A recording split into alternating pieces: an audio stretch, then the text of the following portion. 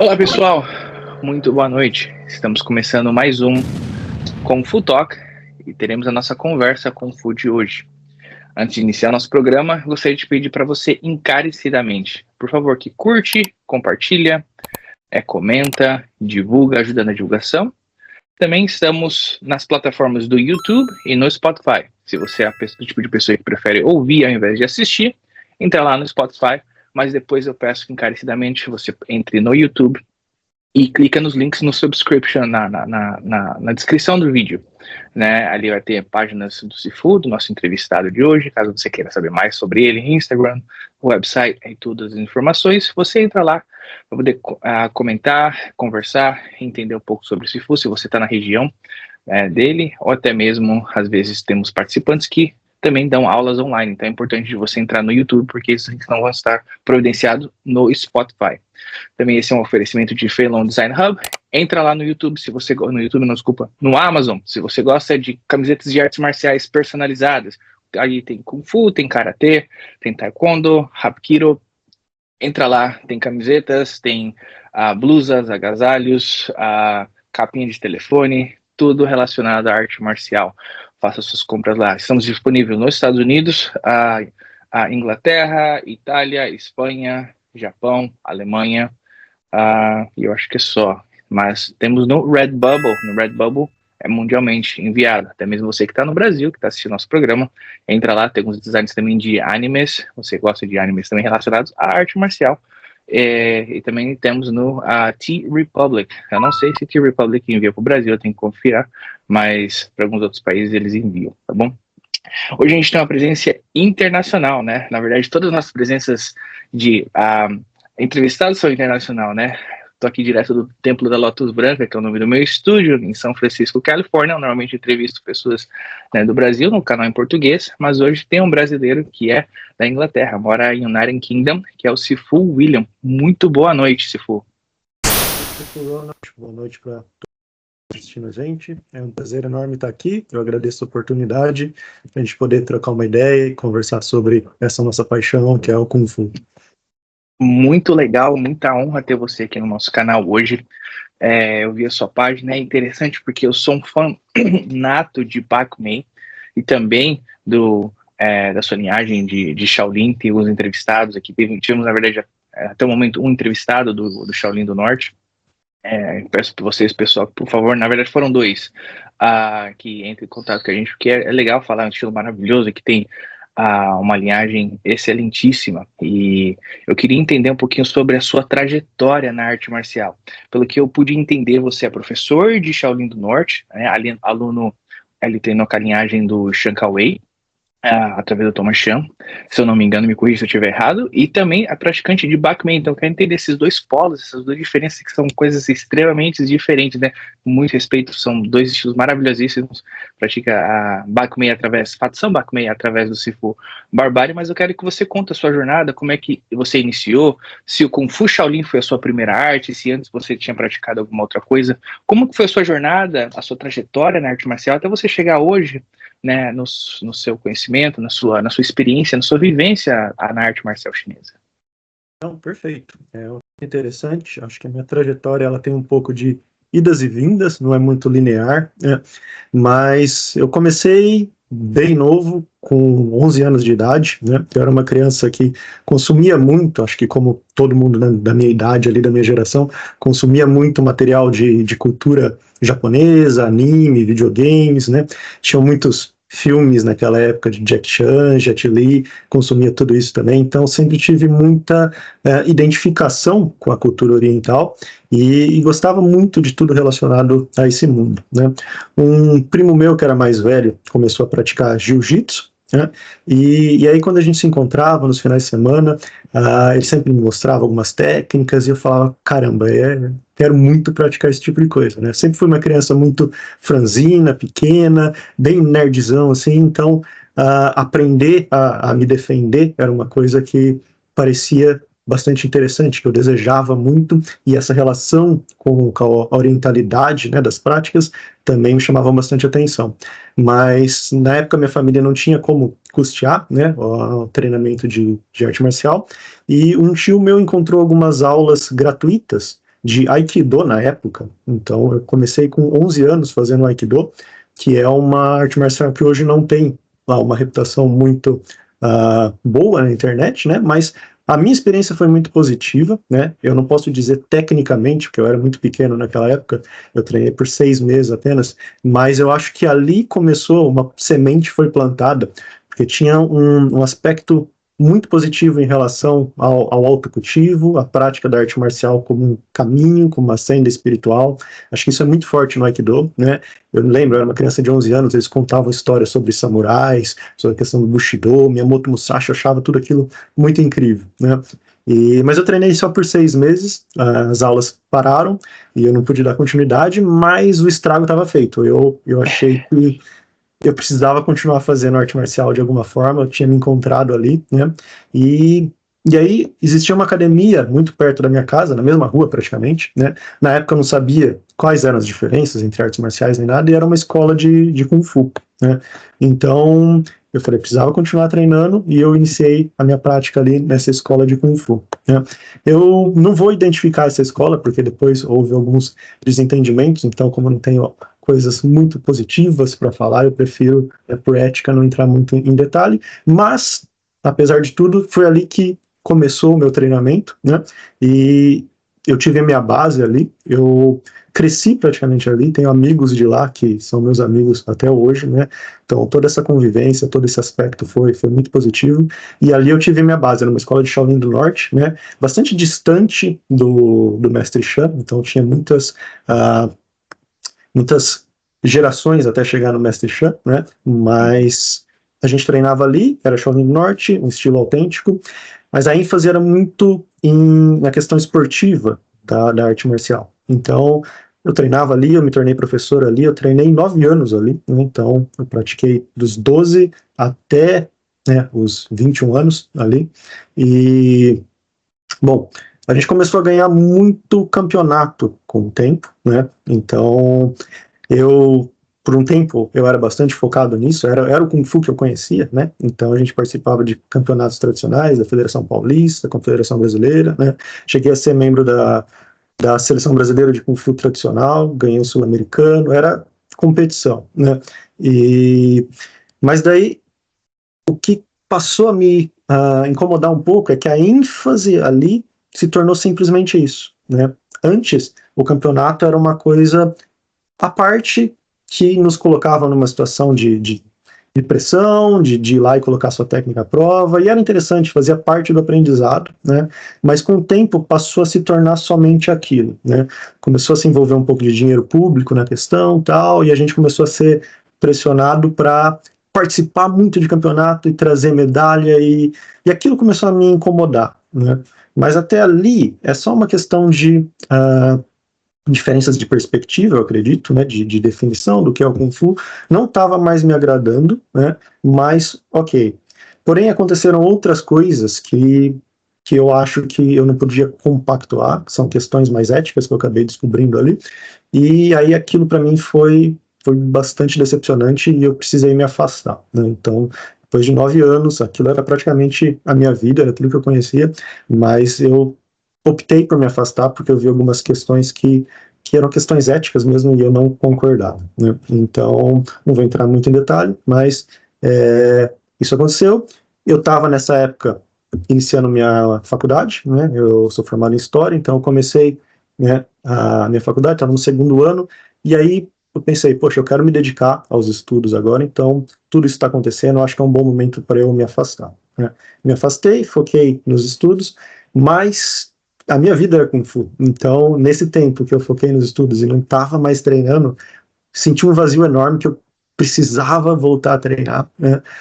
Tinha treinado por 9 anos até ali, e nessa época eu comecei a consumir muito material de Kung Fu na internet. A internet, naquele momento ali, era bem incipiente ainda, você não encontrava tanta informação como você tem hoje, mas eu me deparei com um vídeo de um estilo que eu achei sensacional, que era o Fat Sampak Mei, né?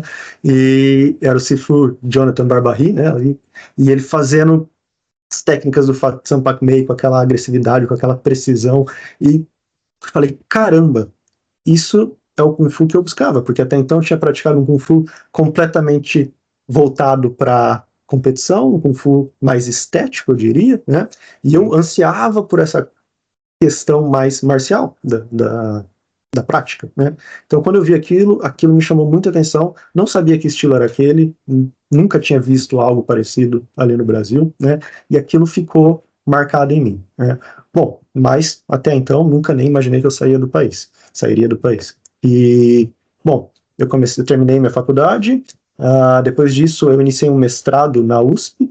Então, eu sou de Campinas, né, em São Paulo. E aí eu passei a viajar de Campinas para São Paulo, né, várias vezes por semana. Eu não consegui terminar esse mestrado, porque no final não tive condição financeira para manter essas viagens, né, mas isso me fez pensar que, poxa, se eu vou para São Paulo, né, eu poderia treinar, ir para São Paulo treinar. Não posso ir para São Paulo todos os dias na semana, mas eu posso ir para São Paulo uma vez por semana e treinar, né? Então eu entrei em contato com o mestre Thomas, que a gente já conhecia de campeonatos e tal, e entrei em contato com ele, conversei com ele, expus tudo o que aconteceu. Eu fui muito bem recebido, muito bem acolhido ali, né, na matriz. Sou muito grato, né? Inclusive agora faz 3 anos, né, que o mestre Chan faleceu, então também deixo minha homenagem, né, a eles, porque minha gratidão pela família Chan, pela Sino Brasileira é incrível. Eu fui acolhido ali nesse momento e comecei meu treinamento lá, né. Então eu saía, nessa época eu comecei a dar aula, né, no estado, mas eu deixei a quarta-feira livre, não peguei nenhuma aula, que era o meu dia para ir para São Paulo treinar. Saía de casa 11 horas da manhã, né, pegava um ônibus até a rodoviária de Campinas, depois um ônibus para São Paulo, dava 2 horas e meia, aí pegava mais 2 metrôs, andava mais meia hora e chegava 4 horas da tarde lá na academia do Mestre Chan, né, e treinava das 4 até as 8, era o único dia que eu conseguia ir lá, né, então ficava treinando, depois fazia todo o retorno, chegava 11 horas da noite em casa. Então era um dia completamente dedicado ao Kung Fu, mas foi maravilhoso, né?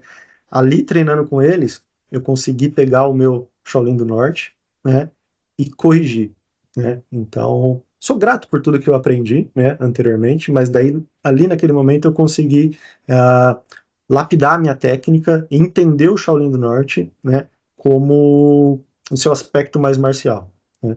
Então, a gente começou a corrigir várias coisas, ritmo, né, da forma, a movimentação, algumas mudanças, alguns detalhes técnicos, e tudo isso passou a fazer muita diferença, e eu comecei a entender, de certa forma, a aplicação marcial daquilo tudo, uma coisa que eu tinha muita dificuldade de perceber antes, né?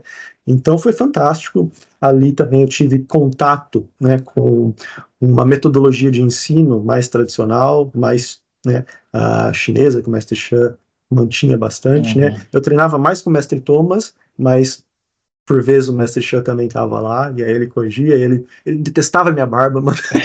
Falava para eu tirar a barba, aí no outro dia eu tinha que vir sem barba. Mas era legal, a gente lembra dessas coisas agora com carinho, né? Mas era muito bacana. E aí eu treinei lá com eles por 3 anos, né? Nesse ritmo. Mas nesse meio tempo eu também me casei. E aí, ser professor de história, dando aula, né, na escola pública no Brasil, era uma questão muito complicada financeiramente, porque ficava difícil para a gente ter projetos de vida, tal. Minha esposa é descendente de japonês, e aí ela propôs da gente ir para o Japão como decassegue, né, como muitos descendentes japoneses fazem. Foi o que a gente fez, né?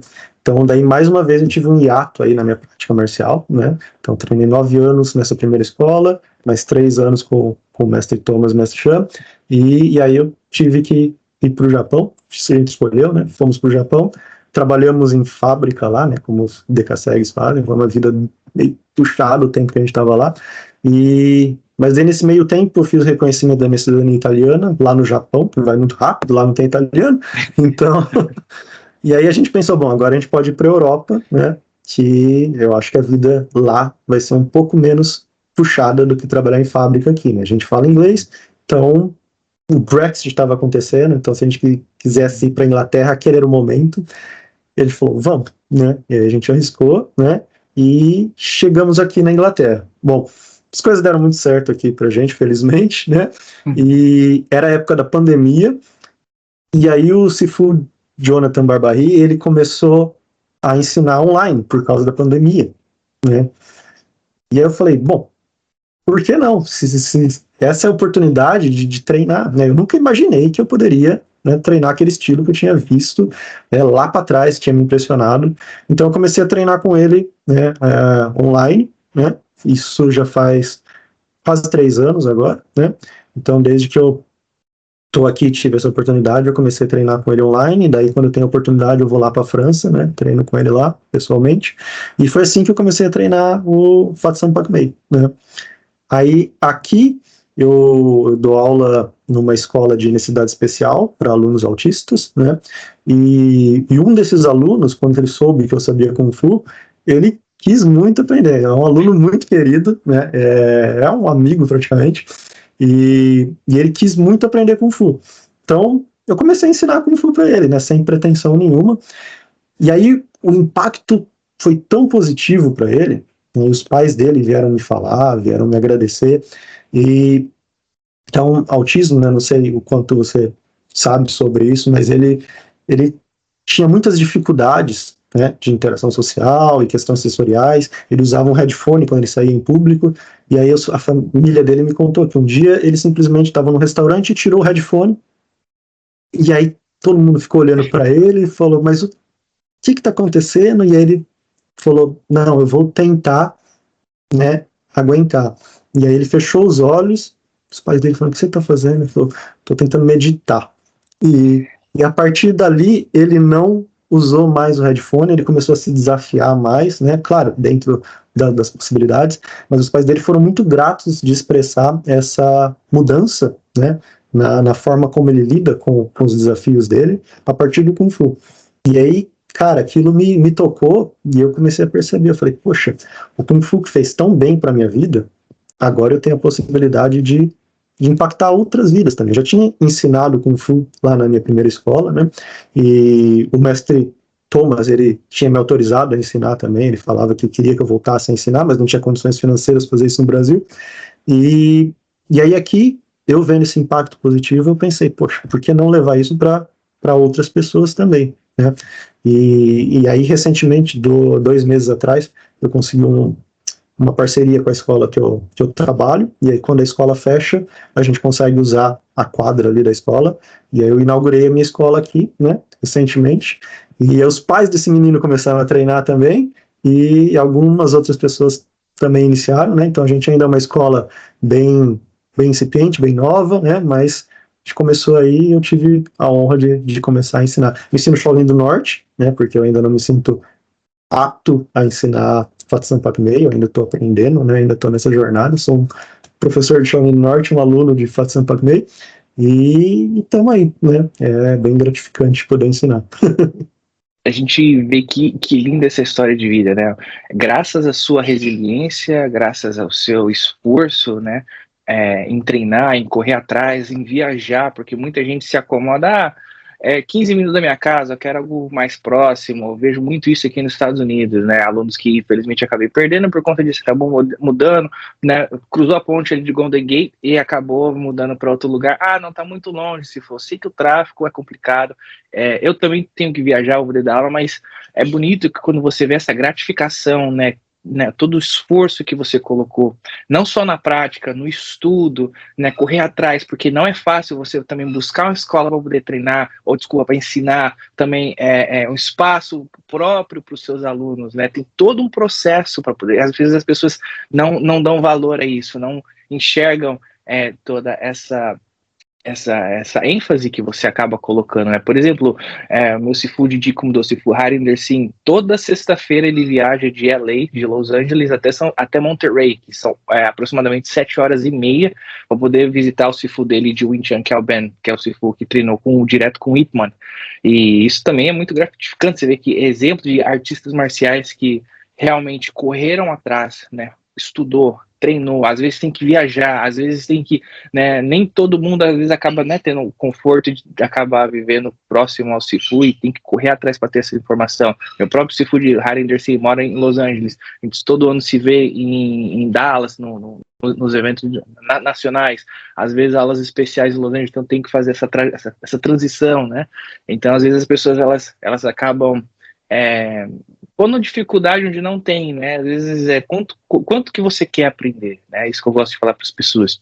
Olha só a trajetória, a importância, né, de que algo às vezes que é tão simples para uma pessoa que às vezes uma pessoa de fora olha, né, essa questão com o seu aluno autista, fala, mas isso não foi nada, mas para ele representou demais, cara. Imagina só, eu sei como é, conheço pessoas que têm também, né, essa dificuldade e é legal a arte marcial impactando de uma forma positiva na vida das pessoas, e acho que é isso que a gente precisa promover, precisa continuar falando, precisa continuar trazendo, né, para que pessoas que não praticam, que assistem o nosso canal, falam, poxa vida, que legal, se me ajudou dessa forma, ajudou ele dessa forma, também pode me ajudar de uma forma semelhante, né, eu achei muito legal, obrigado por ter compartilhado. Uma outra coisa que eu também gostaria de comentar, a França, eu vejo a França como um poço de artes marciais de mestres de qualidade, né? Meu Sifu Didier Bedard, ele é o meu mestre. A gente começou a trazer ele do ano de 2018 para os Estados Unidos.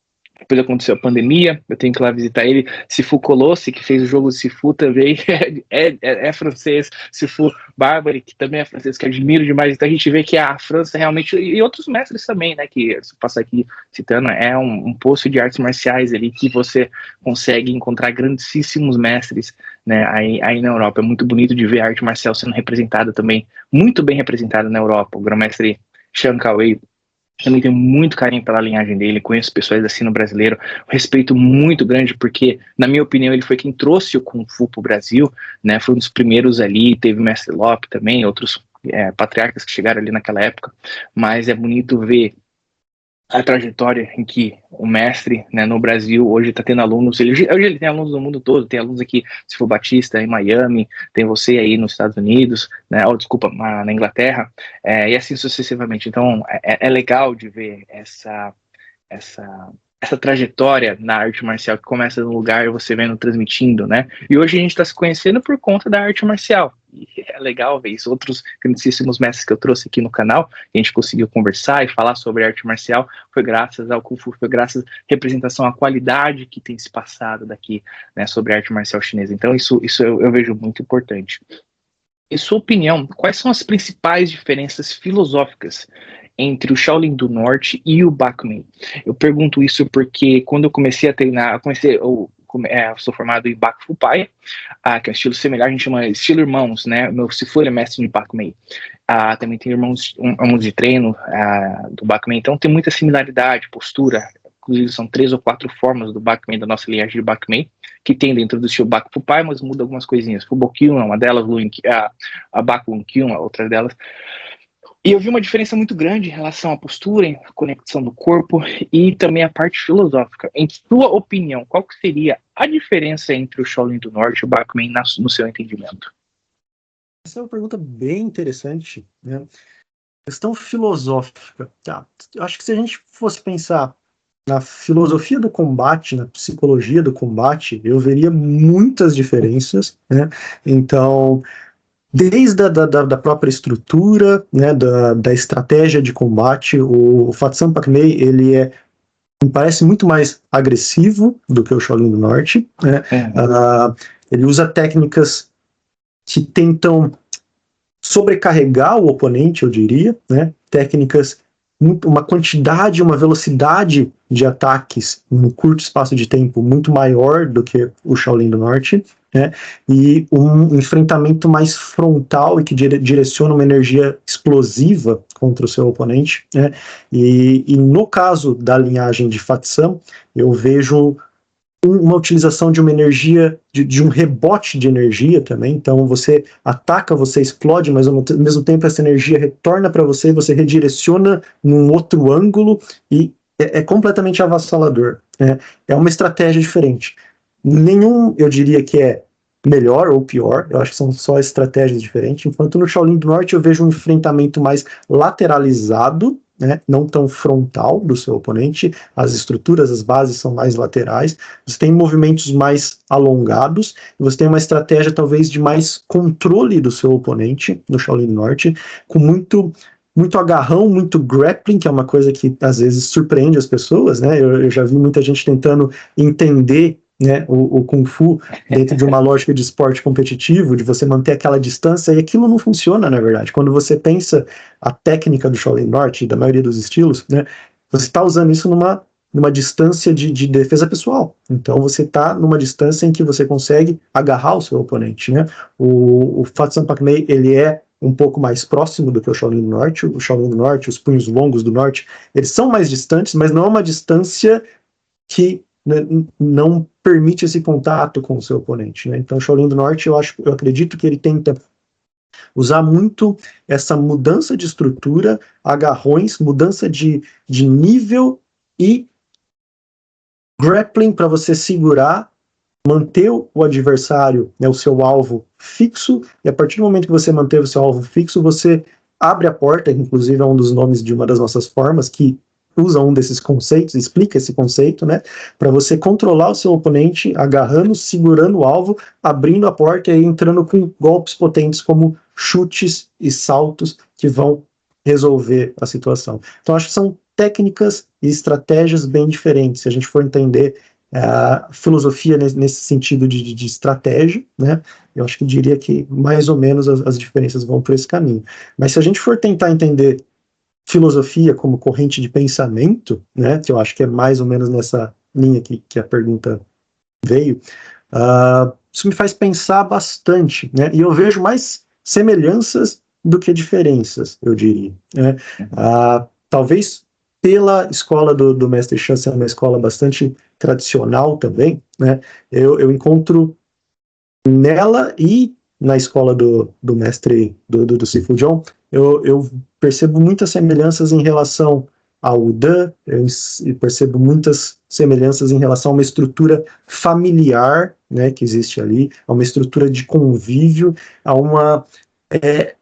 É quase a sensação de como se você estivesse indo para a casa, né, do seu mestre e ensinando e aprendendo ali, sendo acolhido dentro da família, dentro do clã, né? Eu percebo isso muito forte nas duas escolas, nas duas vertentes, né? A questão de caráter, né, a preocupação com o seu caráter, muitos aspectos confucianos, muitos aspectos ritualísticos que se mantêm, né? Costumes, mas diferenças, né? Então, as semelhanças são várias. Agora, as diferenças, eu não sei se essas diferenças seriam inerentes ao estilo em si, mas provavelmente a experiência de cada um desses Sifus, né? E ao ambiente em que eles se desenvolveram.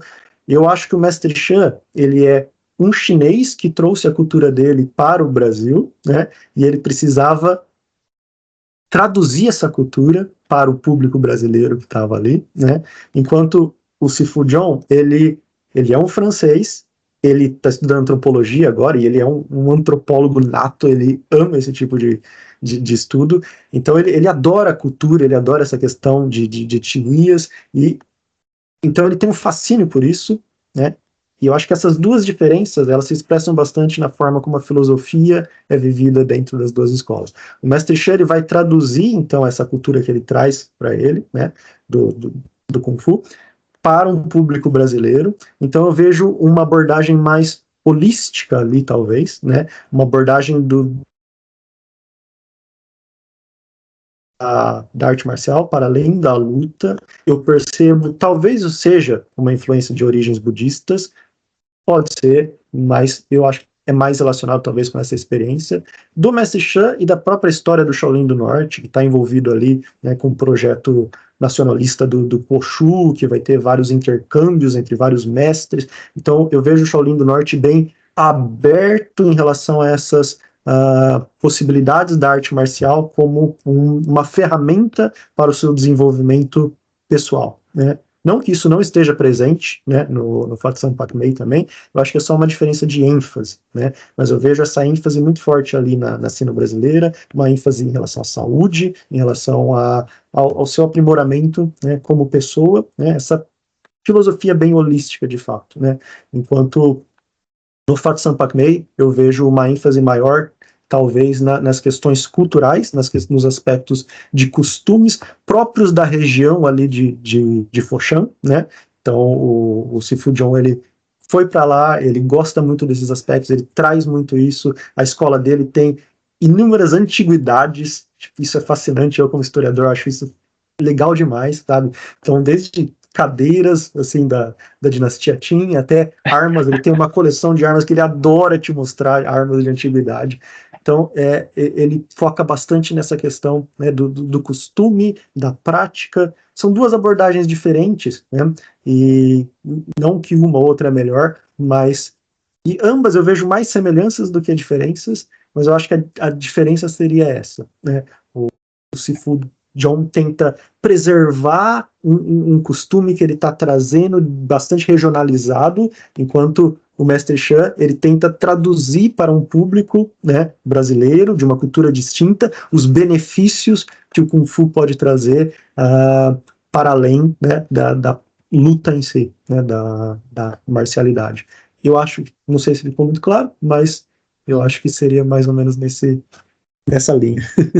Não, maravilhoso. Muito obrigado por compartilhar parte desse conhecimento, porque realmente, com praticantes de arte marcial, a gente vê sempre uma diferença entre os aspectos filosóficos e também a importância da prática. A prática, eu normalmente falo dizer que é apenas o topo do iceberg, né? Porque o conhecimento, eu acho que é fácil, talvez você treinar, não seja fácil, mas é um pouco mais fácil você treinar uma forma 1000 vezes, ao invés de que você, às vezes, arrumar um tempo para querer parar, estudar e entender a filosofia, não só da forma da prática, da aplicação, mas também a filosofia por detrás, porque cada movimentação tem um sentido, né? E uma coisa que é muito interessante que você falou, a arte marcial chinesa, ela é muito simbólica, você tem muito símbolo, e às vezes as pessoas acabam equivocando ou ocidentalizando simbologia chinesa sem entender a própria tradição, e a tradição ela é uma coisa fundamental, né? Você como professor de história sabe que tradição, ela é fenomenal, ela é importante na arte marcial. Não adianta você conhecer movimentos,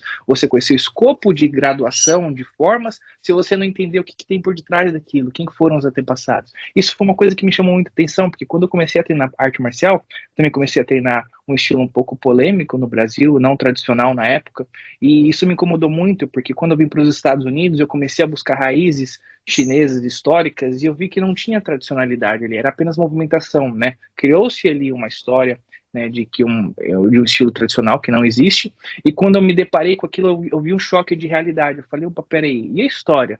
Né? De onde veio? Quem criou? Isso me questionava muito. Até que eu comecei a correr atrás, né, de forma, né, da história, da parte histórica do estilo, né, a filosofia por detrás do estilo, porque não, a história também conta muito sobre, para você poder entender o que significa aquilo, né, não adianta só você conhecer o Taolu se você não tiver essa ancestralidade, porque eu uso falar que as formas, elas nos conectam de uma forma indireta com os antepassados que ensinaram isso, né? Então, você vê estilos como Bak Mei, né? Criado aproximadamente em 1644, que foi a queima do templo. Existem várias versões, a gente não vai entrar, né, nesse mérito no momento, mas e você vê que cada tempo, cada linhagem foi passando, as movimentações foram passando, o estilo foi se estruturando até o que a gente tem no escopo que é hoje, né, que é a nossa interpretação do que aquilo que foi criado. Então, como é que eu vou treinar uma coisa que, no meu ponto de vista, começou errado por uma invenção de uma história até e que não tem essa conexão histórica, não teve esse estudo histórico, porque a gente sabe que ali foram pessoas que se especializaram naquele conceito, acabou estudando, acabou treinando e acabou passando a experiência deles adiante por cada geração. Então, e aí comecei a buscar realmente a parte tradicional, fui atrás de estilos, né, e acabei me informando.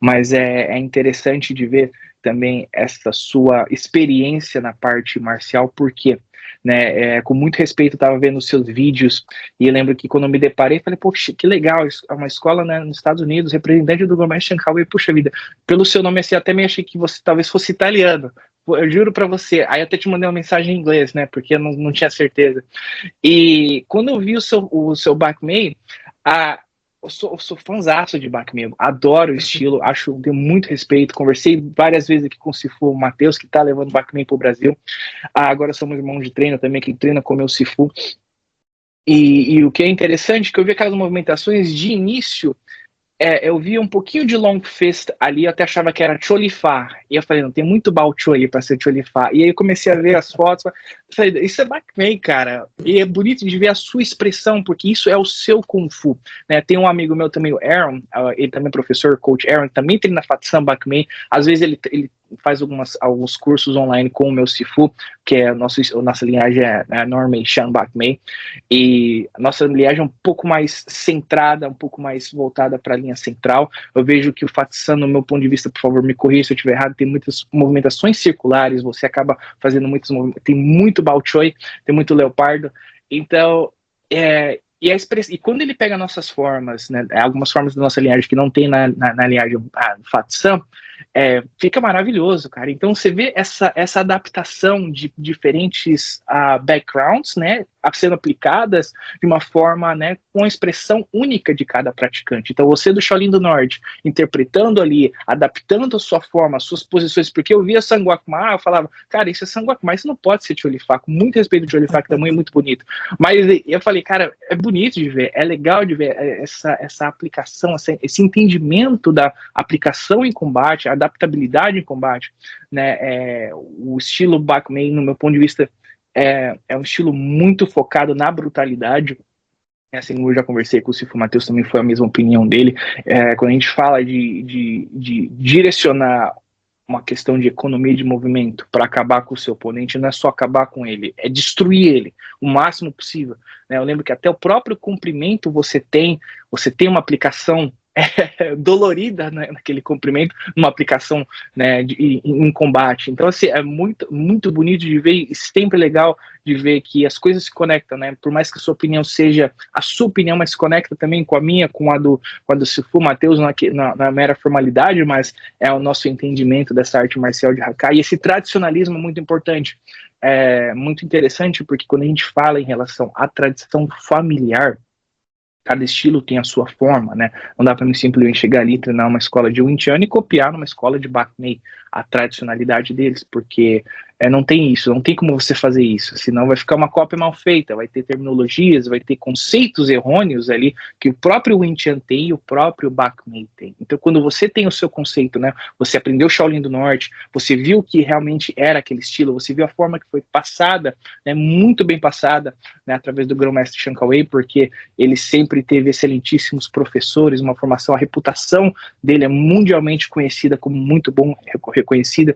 Você foi para lá, aprendeu, né, tá aprendendo o Fatsan Bachmann, você viu as diferenças, não só em terminologias, mas também como em aplicação em combate, como filosofia de entendimento sobre tradição, que é muito importante você entender o que se realmente, né, significa os conceitos básicos, desde a estrutura básica até a avançada, a intermediária e avançada dentro do escopo da sua arte marcial.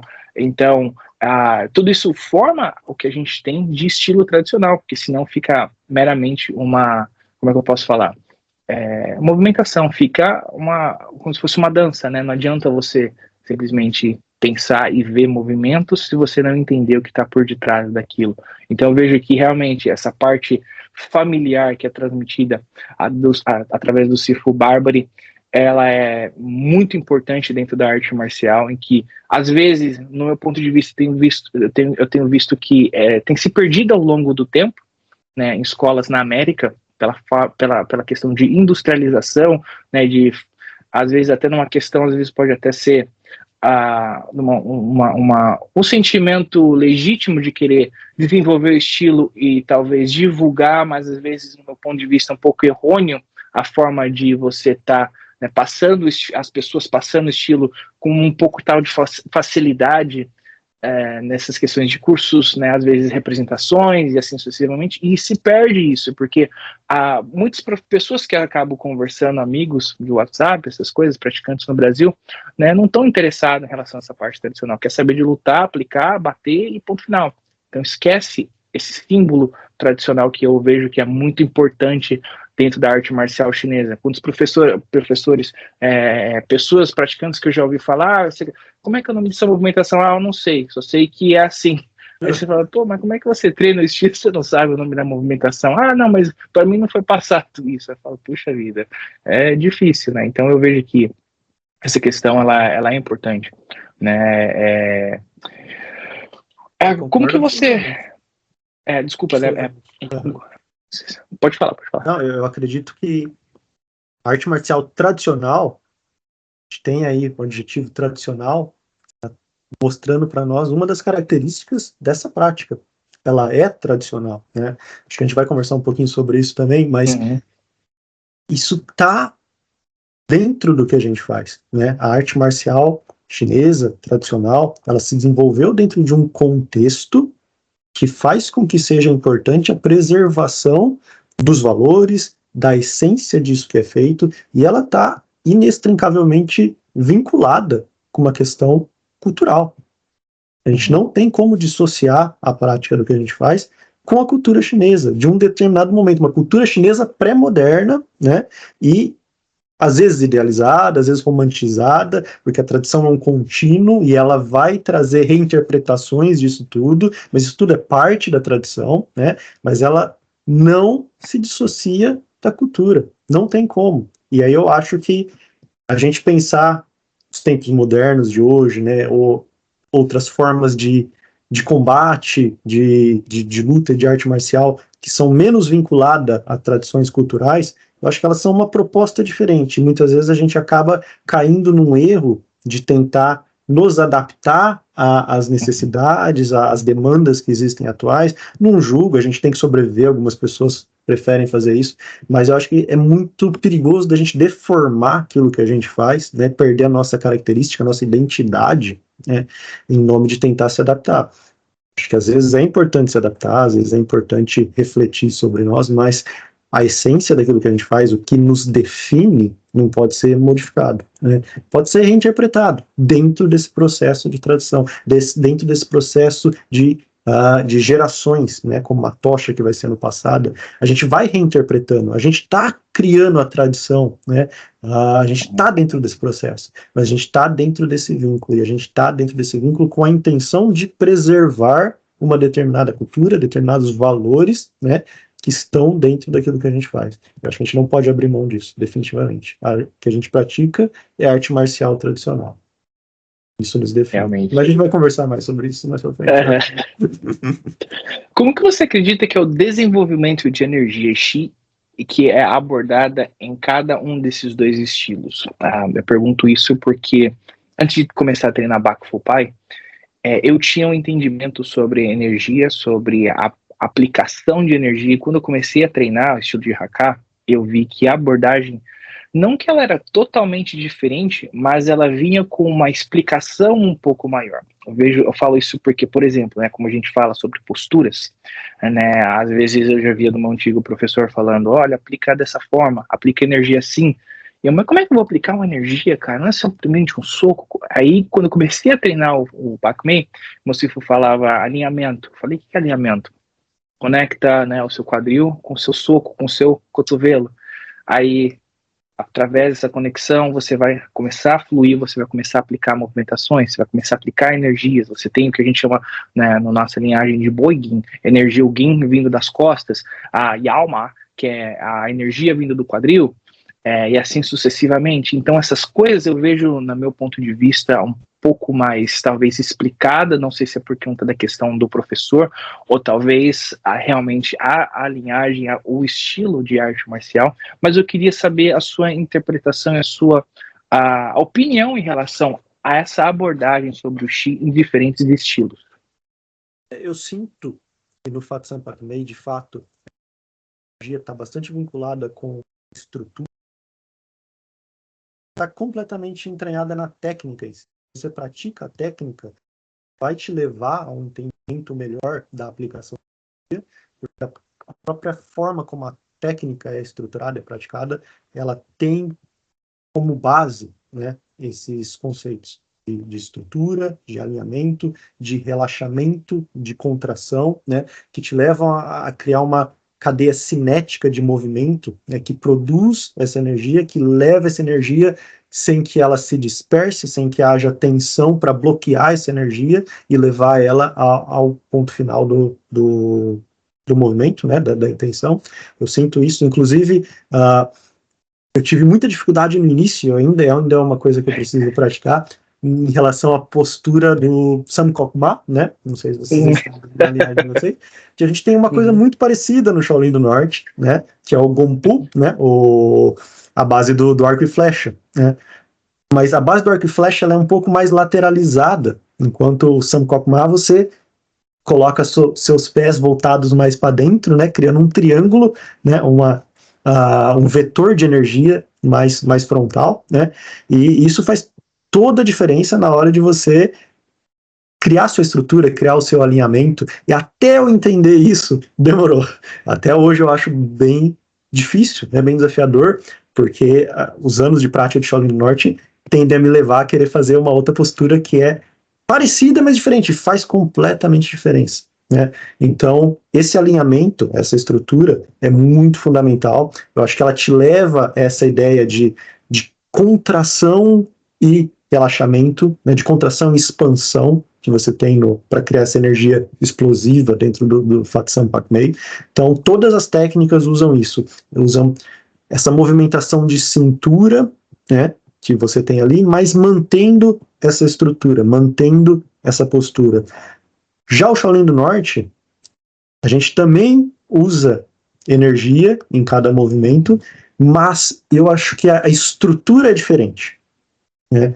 Então, no Shaolin do Norte, a estrutura ela é mais móvel, né? Ela não é tão fixa. A gente cria energia e aplica energia ao transitar entre uma estrutura e outra. Né? Então, as bases do Shaolin do Norte mudam muito e você usa um giro de cintura maior, movendo de uma estrutura para outra, e é assim que a gente produz e cria energia no Shaolin do Norte, enquanto no Fatsan Pak-Mei eu percebo mais movimentos sendo aplicados dentro de uma mesma estrutura. Né? E aí você mantém a estrutura, essa estrutura fixa ali, né? Esse alinhamento, e aí você aplica vários movimentos, né? Então você vai né? Mas a estrutura está ali, né? Você mantém ela e usa esse giro um pouco mais curto de cintura, enquanto o Shaolin do Norte ele iria transitar de uma base para outra, avançar mais, né? Recuar um pouco mais, e nessa movimentação a aplicação de energia seria diferente, né? O Shaolin Norte também possui alguns tipos de exercício voltados para o Qi, né, Qigong. Então, se diz dentro do Shaolin Norte que existem 3 tesouros no Shaolin Norte, que são as 10 rotinas, né, do Shaolin Norte, mais a técnica do pequeno sino de ouro, que é o Qigong que a gente exercita, e a palma de ferro, né? Então, a gente tem esses exercícios de Qigong, de respiração, que são exercícios focados, são Qigong marcial, focados para o entendimento da energia, mas é com uma ênfase maior na respiração. Né? Não sei se, talvez por causa da relação com o Shaolin, mas tem até alguns elementos meditativos, eu diria, nesse tipo de prática, né? Mas a gente tende a exercitar e compreender melhor o Qi, a energia interna, através desses exercícios separados, que depois a gente aplica esses conceitos, essa compreensão na técnica, né?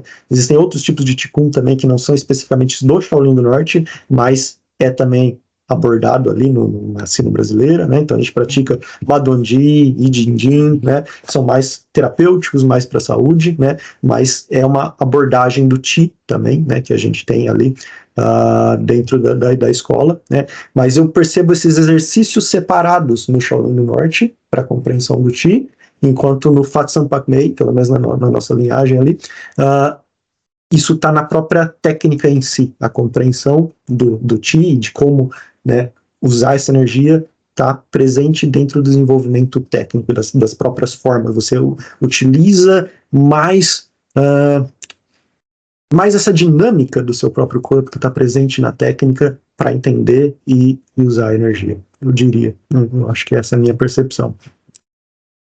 Não, fenomenal. Eu acho interessante como que a conexão é importante, uma estrutura, uma base bem fundamentada para que a aplicação correta da movimentação possa fluir. Eu falo isso porque, como você mencionou em relação à postura de Sanguakma, como praticante de Wing Chun, eu fazia sempre a postura do Wing Chun, você ficava bravo comigo, porque acho que é mais semelhante ainda, só que ele, não, por que essa perna tá esticada na frente? Arruma essa perna para desce o joelho, e no início você sente aquela pressão no joelho, né?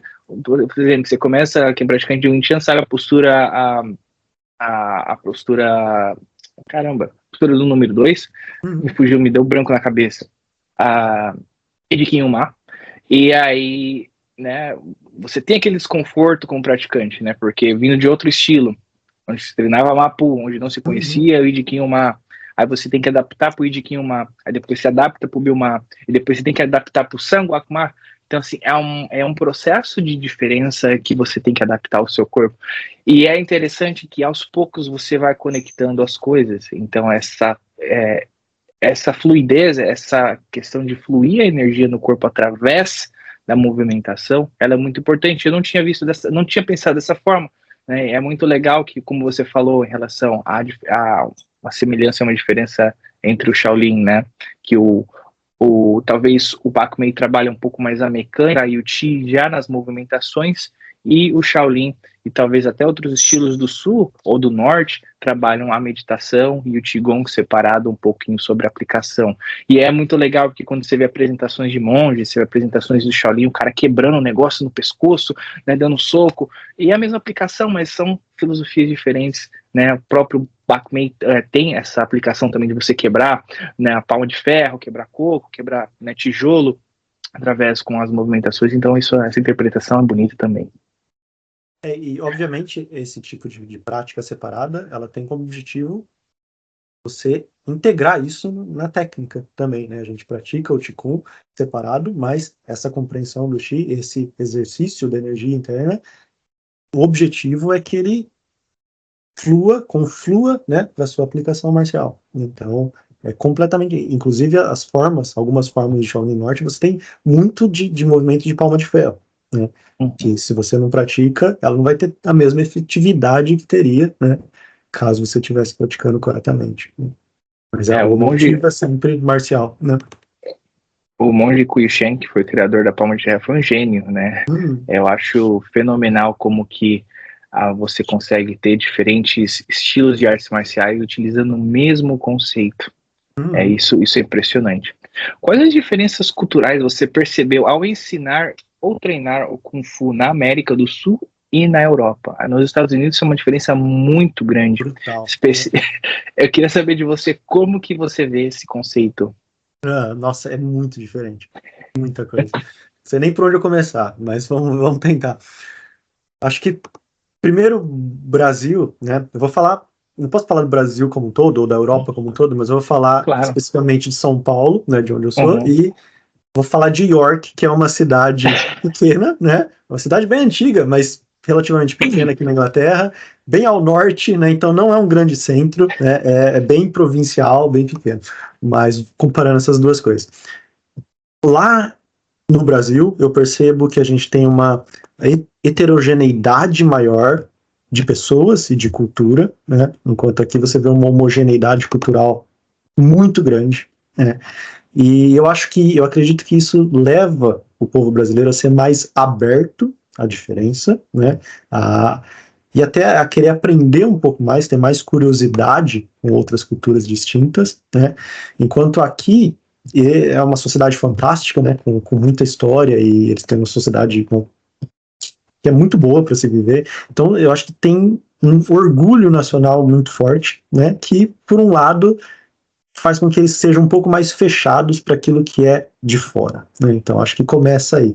O brasileiro, talvez, nós somos um povo de origem de imigrantes, né? Acho que a maior parte dos brasileiros vai ter vindo de algum outro lugar. Então a gente sempre tem essa imaginação, essa idealização do que existe lá fora. O brasileiro, ele gosta de tradições, eu acho. Ele gosta de sair. Eu já vi alguns sociólogos falando sobre isso, que o brasileiro, ele gosta de, se interessa pela história de outros povos, pela tradição, talvez porque ele não identifique isso nele, né? O que é um pouco triste, mas a gente procura isso. Então eu vejo essa abertura, essa curiosidade maior ali no Brasil, né? Que leva a uma popularidade maior da arte marcial oriental, né? Lá do que aqui.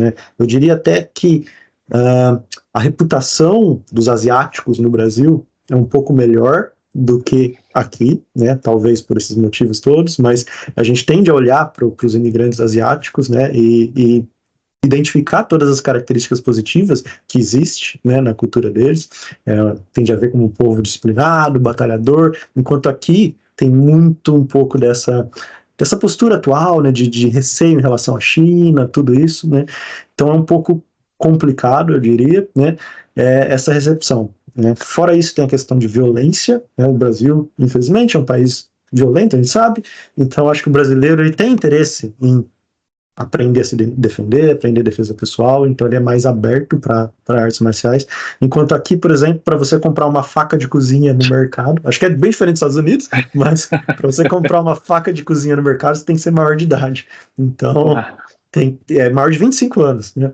Então você não pode treinar com arma em parque, né? Então tem uma restrição bem grande, assim, uma sociedade bem pacífica. Tem uma violência social, quando a galera bebe e tal, isso daí é um problema, mas é uma violência bem diferente do que a gente está acostumado. Então o pessoal não tem esse interesse tão grande quanto no Brasil. Além disso, eu acho que existem muitas outras formas de lazer aqui, né? Como o poder aquisitivo é maior, as pessoas gostam de procurar diversos hobbies, e no Brasil, né, a gente não tem tanta opção quanto existe aqui, aí a galera acaba indo para arte marcial, né? Tudo isso gera essas diferenças, né? E também a questão de espaço, né? Então, aqui, espaço é uma coisa muito escassa e muito cara, né? Então, muita gente vive muito aglomerado, e o mais caro do custo de vida aqui é o aluguel, uma coisa caríssima, né, em comparação a todo o resto. Isso faz com que seja muito difícil você ter uma escola de arte marcial, propriamente dita, como acontece no Brasil. E aí o efeito disso os professores, eles acabam, como eu faço, alugando um espaço, né, e dando aula dentro daquele horário, né? Só que, infelizmente, com isso você perde toda a convivência, toda a questão familiar que a gente estava conversando, né? Fica um pouco prejudicado, porque você não tem aquele espaço da escola onde você vai, que muitas vezes, mesmo na minha primeira escola, todas as minhas amizades que eu fiz ali, a gente ia treinar e ficava o dia inteiro ali conversando, né, com o Sifu John, a gente treina, entre um treino e outro, senta e toma um chá e vai conversando, essa convivência, isso é muito fantástico, faz parte da tradição, né, como a gente conversava antes, e fica um pouco prejudicado aqui. Então eu acho que as condições, né, são bem diferentes, né, e a abertura, a popularidade da arte marcial, em geral, e especificamente chinesa no Brasil, é maior do que aqui. Aí o que você acaba vendo são algumas artes marciais mais amplas, né, mais populares, inclusive até genéricas, às vezes você vê escolas que divulgam arte marcial, né, ela ensina o quê? Ensina martial arts. O que ele ensina, eu não sei. Ele ensina um kickboxing misturado com sei lá o quê, né? Mas é assim que eles conseguem ter aluno suficiente para pagar o aluguel, né? Então, quando você vê uma escola de arte marcial que tem o seu local, geralmente é isso. É martial arts, o que é, eu não sei, né? E é isso. Aqui, por exemplo, tem um professor de Wing Chun que ensina dessa forma também, aluga um espaço, ensina na minha cidade, e só que eu conheço de Kung Fu, né? Fora isso, você vai ter muito boxe, né? Que faz sentido, né? Vinculado com a cultura britânica, é bem forte aqui, né? Você tem algumas academias de jiu-jitsu e, cara, e kickboxing, essa coisa mais genérica, assim, de arte marcial. Aqui em York é mais ou menos isso. MMA um pouco, né? As coisas mais modernas, mas a arte marcial tradicional, né? Tem um pouco de karatê, mas karatê é bem infantil, voltado para um público infantil, né? Então eles vão dar aulas em escolas para crianças, né? Não é visto com talvez com a seriedade que a gente vê no Brasil, eu acho, né? Mas é a minha percepção, posso estar enganado, mas eu vejo mais ou menos dessa forma. E aí quando você tem o pessoal interessado, eles estão interessados num aspecto mais filosófico, mais espiritual, né? E tem gente até que acha que é uma coisa bem parecida com Tai Chi, com Yoga, né? Não consegue saber muita diferença, mas é uma busca legítima, né? E é mais ou menos nessa linha que eu encontro interesse aqui, né? Acho que seria essas as diferenças, né? Bem diferente, é brutal a diferença comparado com o Brasil.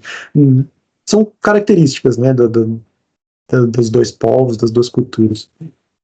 Eu acho muito interessante, porque tem muita similaridade entre Estados Unidos e Inglaterra, pela questão, primeiro, espaço, né, partindo da questão de cidades. Por exemplo, eu morei em Miami, onde é muito espaçoso, então ali você tem, né, para chegar impossível você ver sem carro, é muito difícil, porque você precisa do transporte, o transporte público ele é bem ruinzinho lá, mas em São Francisco é um em cima do outro, então o espaço é muito caro, o aluguel é muito caro, então é assim também que a gente acaba divulgando aqui. Você vê escolas, né, que estão aqui já há 100 anos, pelo fato dos imigrantes chineses terem chegado em Chinatown e fazer aquela estrutura maravilhosa ali, cultural, um espaço que eu acho que tinha que ser um pouco mais valorizado pelo governo, mas enfim, então eles conseguem sobreviver através disso, até porque tem questões de leis que a gente chama de rent control, então espaços que tem uma questão de aumento de aluguel, onde,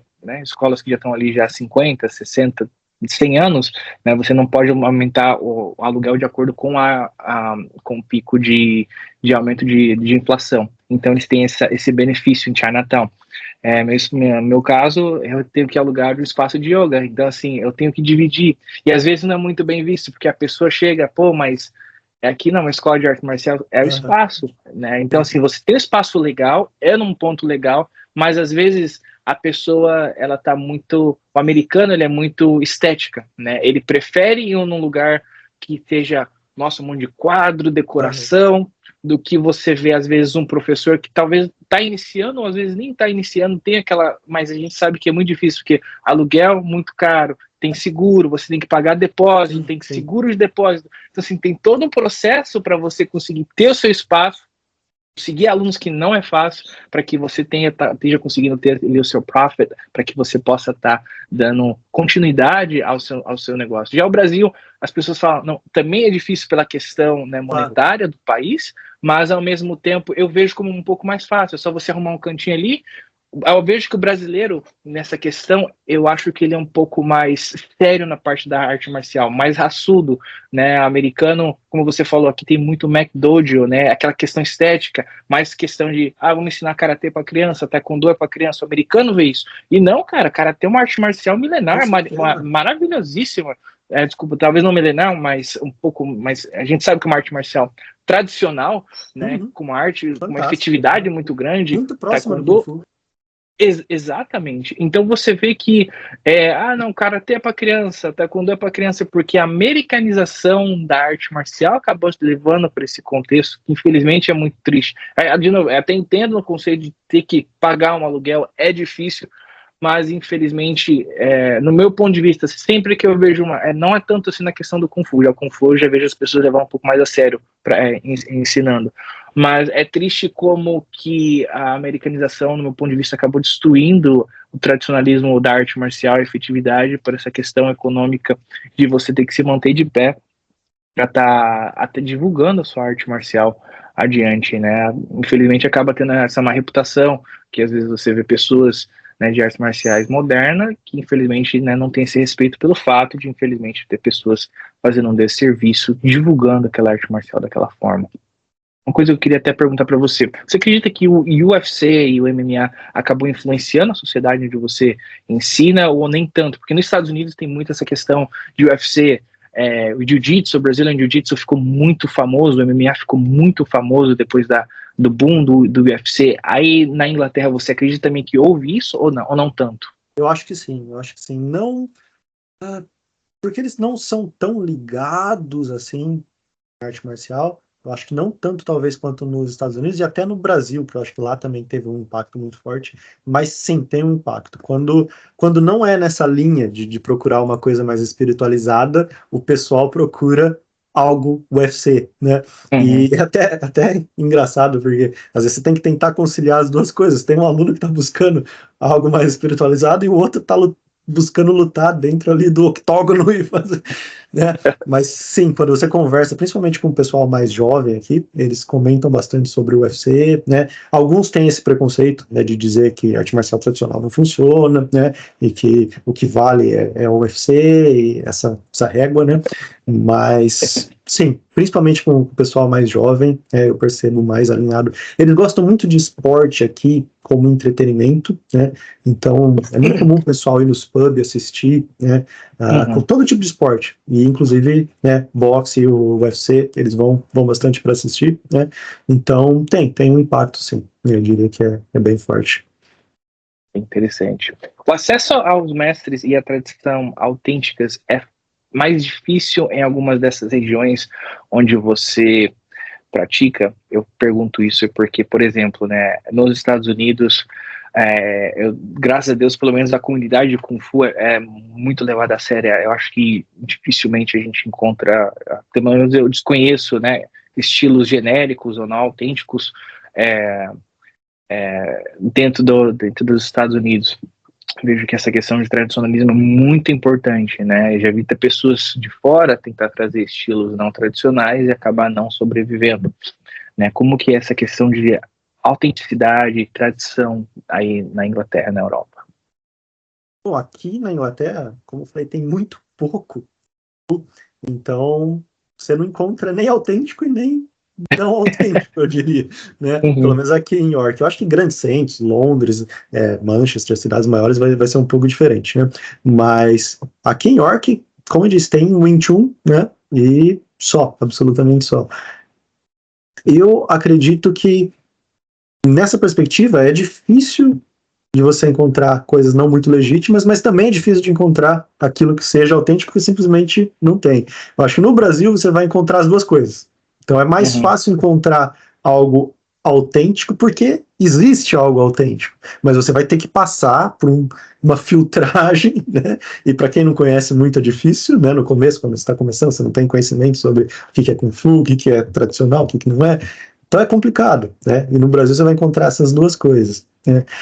Então acho que é complicado, sim, mas aqui é diferente da França, por exemplo, que seria interessante tentar entender por que você tem tanto interesse lá, e eu acho que é uma postura um pouco diferente, né? Os franceses, eles têm, acho que um ânimo maior de entender outras culturas, né? Pelo menos foi o que eu percebi estando ali, né? Simplesmente uma questão de diferença cultural, né? Não julgando nem nada. Então acho que talvez eles sejam um pouco mais abertos para isso. Mas eu encontro muitos mestres autênticos lá na França, né? Aqui, eu acho que grandes centros, talvez na Chinatown, ali em Londres, você encontra alguma coisa, mas é difícil, eu acho que é escasso. Kung Fu, arte marcial no geral e Kung Fu é escasso aqui, né? Mas claro que você tem um poder aquisitivo maior aqui, então para você simplesmente juntar um pouco de dinheiro, ir para a China e treinar com algum mestre que você quiser, não é difícil. Né? Então, talvez nessa perspectiva é mais fácil de você encontrar algo autêntico, né? E ter a condição de treinar aqui do que no Brasil. E no Brasil vai ser aquela coisa, você vai encontrar todo tipo de estilo, né? Dos mais inimagináveis até os mais autênticos. E aí cabe fazer essa filtragem. O que eu acho muito interessante, eu conversei semana passada com o Cifu Matheus, né, também do BACMEI, e a gente estava tentando discutir e entender, né, por que dentro do Brasil a gente vê essa questão um pouco mais dinâmica e mais aceitável. Eu até entendo a questão monetária, às vezes, por exemplo, no meu caso, né, quando eu comecei a treinar Kung Fu, comecei com 13 anos de idade, não tinha condição financeira para pagar uma escola, fui treinar no centro de recreação, e ele acabei, né, iniciando no estilo não tradicional na época, né, e por essa questão de condição financeira, até que quando vim para os Estados Unidos, fui atrás de estilos tradicionais, e aí realmente acabei me formando, acabei treinando e realmente deixando, embora eu tenha muito respeito pelo meu primeiro professor, que foi quem abriu as portas, ele como pessoa, uma pessoa maravilhosa, né, não tenho nada para reclamar, mas a questão do estilo, aquilo não tem como você misturar uma coisa tradicional com uma coisa não tradicional, então por isso eu acabei, né, deixando um pouquinho para trás, diria a parte física, né, trazendo como bagagem, talvez, a questão ética, né, que foi ensinada bastante em classe, e o carinho e a relação com os meus professores e amigos, foi graças a ele que me deu a introdução na arte marcial. Mas, enfim, é muito interessante de ver como que né, é mais aceitável numa sociedade essas práticas de estilos não tradicionais. Já vi pessoas entrando em contato comigo: "Oh, quanto que custa o curso para fazer com você? Porque eu quero treinar e criar um outro estilo em relação assim." Fala, pô, cara, mas você vai ter todo esse trabalho de ter que sentar, estudar estilo e recriar uma outra coisa? Não, porque, né, isso do Brasil. Eu falo, poxa vida, né, você já tem uma coisa ali que já foi estudada durante 400, 300 anos, 200 anos, talvez, e você olha a pessoa querendo criar uma coisa do zero a partir de agora, né? Criar um estilo não é só você criar movimentações, tem que ter aplicabilidade, tem que ter conceito, tem que ter filosofia, né? Uma pessoa que às vezes, com todo respeito, não tem nem às vezes uma questão escolar, né, de segundo grau, como é que eu vou chegar e vou criar uma coisa do zero? Então, assim, fica um pouco difícil entender esse tipo de prática. Seria interessante de tentar entender, porque isso acontece no Brasil, né? Talvez a criatividade do brasileiro, a necessidade de se adaptar, não sei, seria interessante de tentar entender, mas é algo bem específico ali no Brasil, realmente, né? Exato. Você vê alguma aplicação cultural ou espiritual nos ensinamentos de Shaolin do Norte que talvez você possa enriquecer a prática do seu Pac-Man, que possa talvez conectar os dois? Bom, como eu falei, eu vejo mais semelhanças do que diferenças, né, nessa parte filosófica, mas na outra questão, eu pontuei que talvez o Shaolin Norte seja um pouco mais holístico, um pouco mais amplo, né, na ênfase de usar a arte marcial para o seu desenvolvimento pessoal, né, a arte marcial como uma prática de autocultivo, enquanto o Pac-Man, né, na linhagem que eu pratico, seja mais focado na técnica em si, né, e tem filosofia também, claro, tem toda essa questão, mas eu não sei se eu estou me fazendo claro, mas é uma questão de uma aplicação dessa filosofia, né, de um ponto de vista mais amplo no Shaolin do Norte, né, para sua vida, para o seu crescimento, enquanto eu acho que no Fatsan Pac-Man a gente é bem focado, né, na filosofia em si, né, no aspectos de corrente de pensamento, de entender, né, esses aspectos, o que é confucionismo, o que vem dessa ética confuciana, quais os elementos filosóficos que estão, né, na cultura que se traz ali, como essas práticas culturais de costumes estão presentes ali dentro da família, ali dentro de Foshan, né, enfim, eu acho que essa é a diferença, e eu gosto dessa abordagem do Shaolin do Norte, né? Eu acho que ela é positiva. Eu acho que talvez ela não seja tão milenar, digamos assim, né? Porque quando a gente pensa um pouco de filosofia, eu acho que eu tenho uma posição que talvez seja um pouco controversa, talvez por ser historiador, né? Porque eu acho que geralmente as pessoas tendem a pensar, né, o Kung Fu como uma arte milenar, permanente, que foi sempre a mesma coisa, e não é exatamente assim, né? Eu acho que é importante a gente entender o que é os fatos históricos do Kung Fu e o que é a mitologia, o que é a imaginação, o que é a tradição, esse imaginário. E ao dizer isso, eu não quero dizer que esses elementos são menos importantes do que a história, que esses elementos são falsos, esses elementos carregam sentido muito positivo, né, e são parte da prática, tanto quanto a história em si, né? Mas eu acho que compreender essas duas coisas é importante, entender o que é uma coisa e o que é outra, né? E aí quando a gente analisa as evidências históricas, a gente percebe que a prática ela era muito mais uma prática pragmática, né? Era a técnica em si, os estilos que se desenvolvem ali no século XVI, XVII, né? Que são os estilos que a gente pratica até hoje, eles, na sua maior parte, né, das vezes, na maioria deles, era uma prática voltada para a eficiência, para questões, né, do cotidiano, da necessidade de violência, era mais uma técnica de luta, de combate, né, usado, no caso do Shaolin do Norte, por exemplo, em empresas de escolta, né, de mercadores, por exemplo. Você vê muitos estilos se desenvolvendo em rebeliões, né, em clãs que lutavam contra invasores. Você vê, né, o Jianghu, né, os rios e os lagos, né, essa área em que se transitava o pessoal que é um pouco às margens da sociedade. É aí que o Kung Fu se desenvolveu, né? As evidências históricas apontam que o Kung Fu se desenvolveu com esse pessoal, que muitas vezes existiam bandidos, existiam militares, existiam monges, existiam todo esse tipo de pessoal praticando artes marciais pelos mais diversos motivos, né? E os estilos se desenvolveram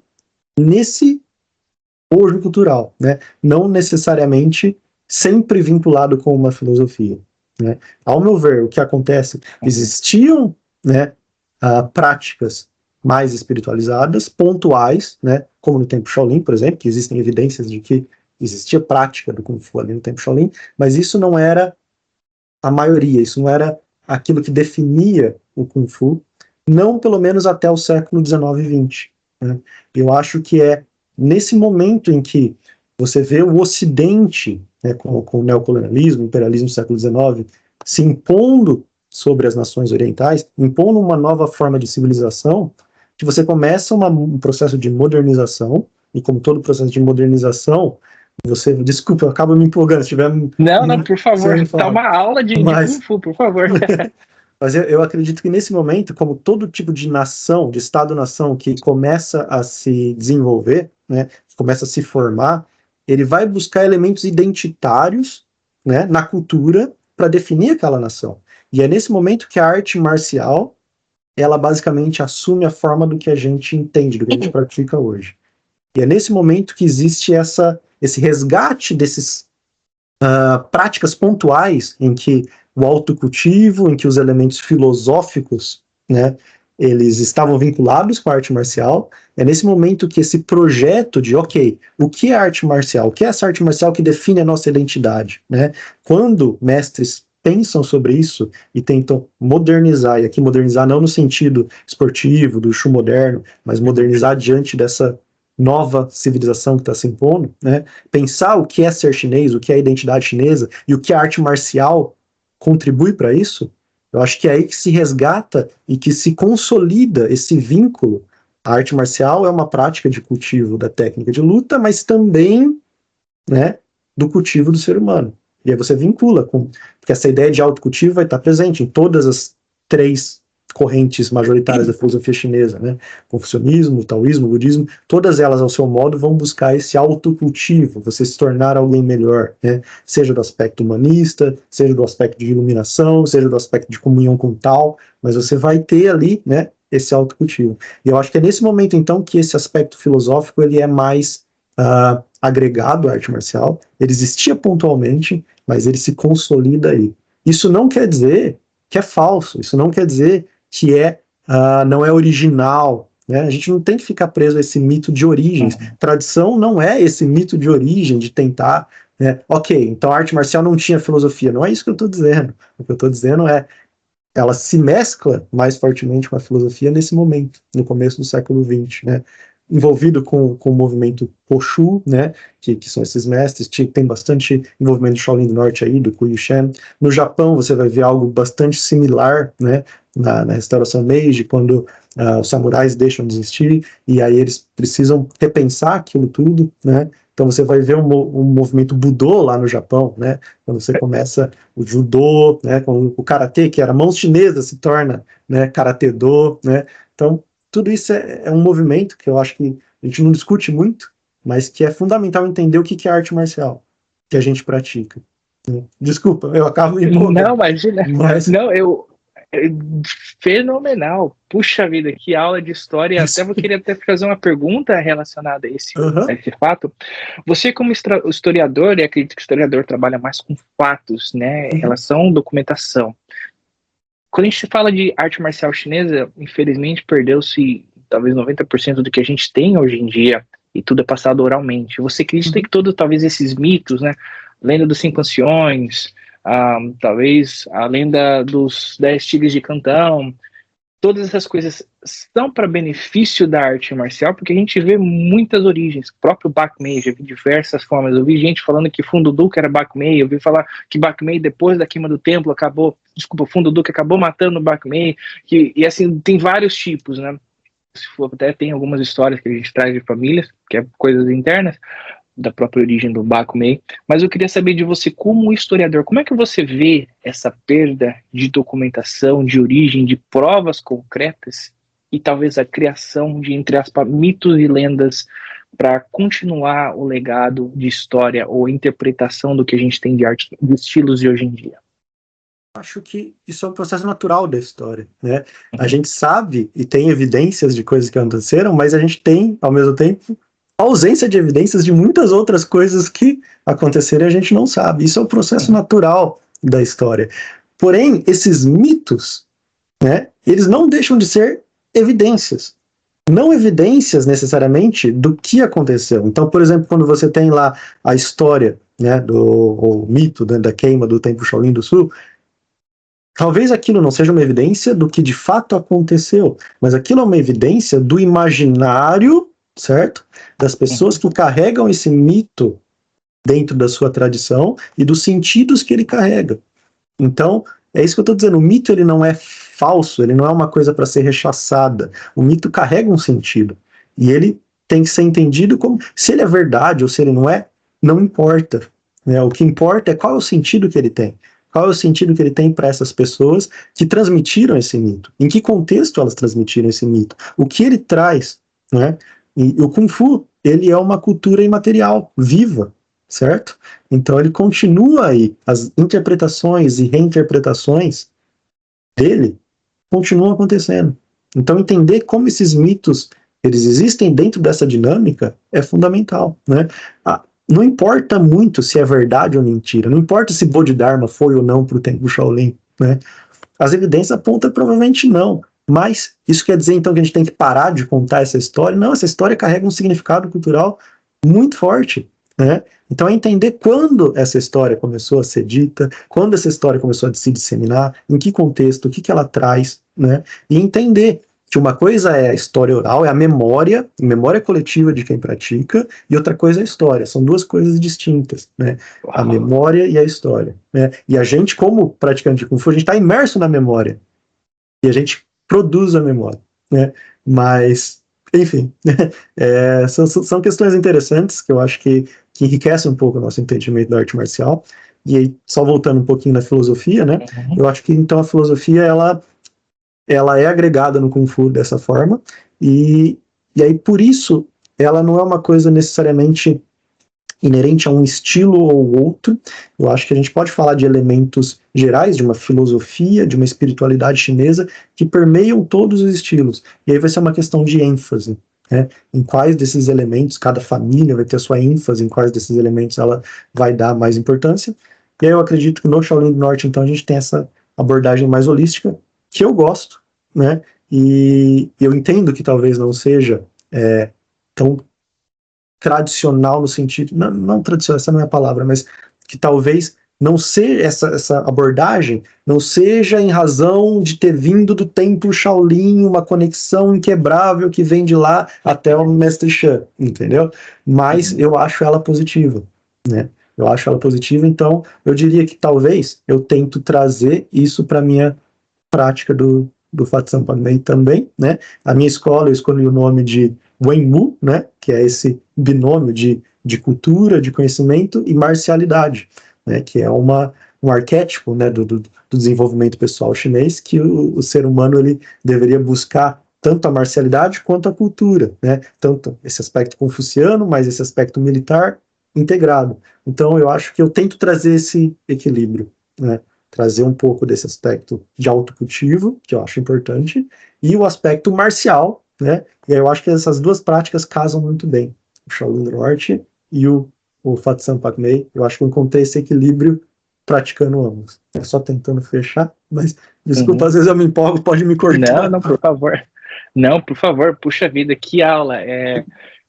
De verdade, eu fiquei muito impressionado, porque é isso que a gente tenta trazer no nosso canal, conhecimento, arte, cultura, história, que é importante. Eu vejo muitas vezes a gente, voltando à questão de história, dando apenas talvez uma pequena pincelada ou conclusão, e também fazendo mais uma pequena pergunta, desculpa também até abusar do seu conhecimento.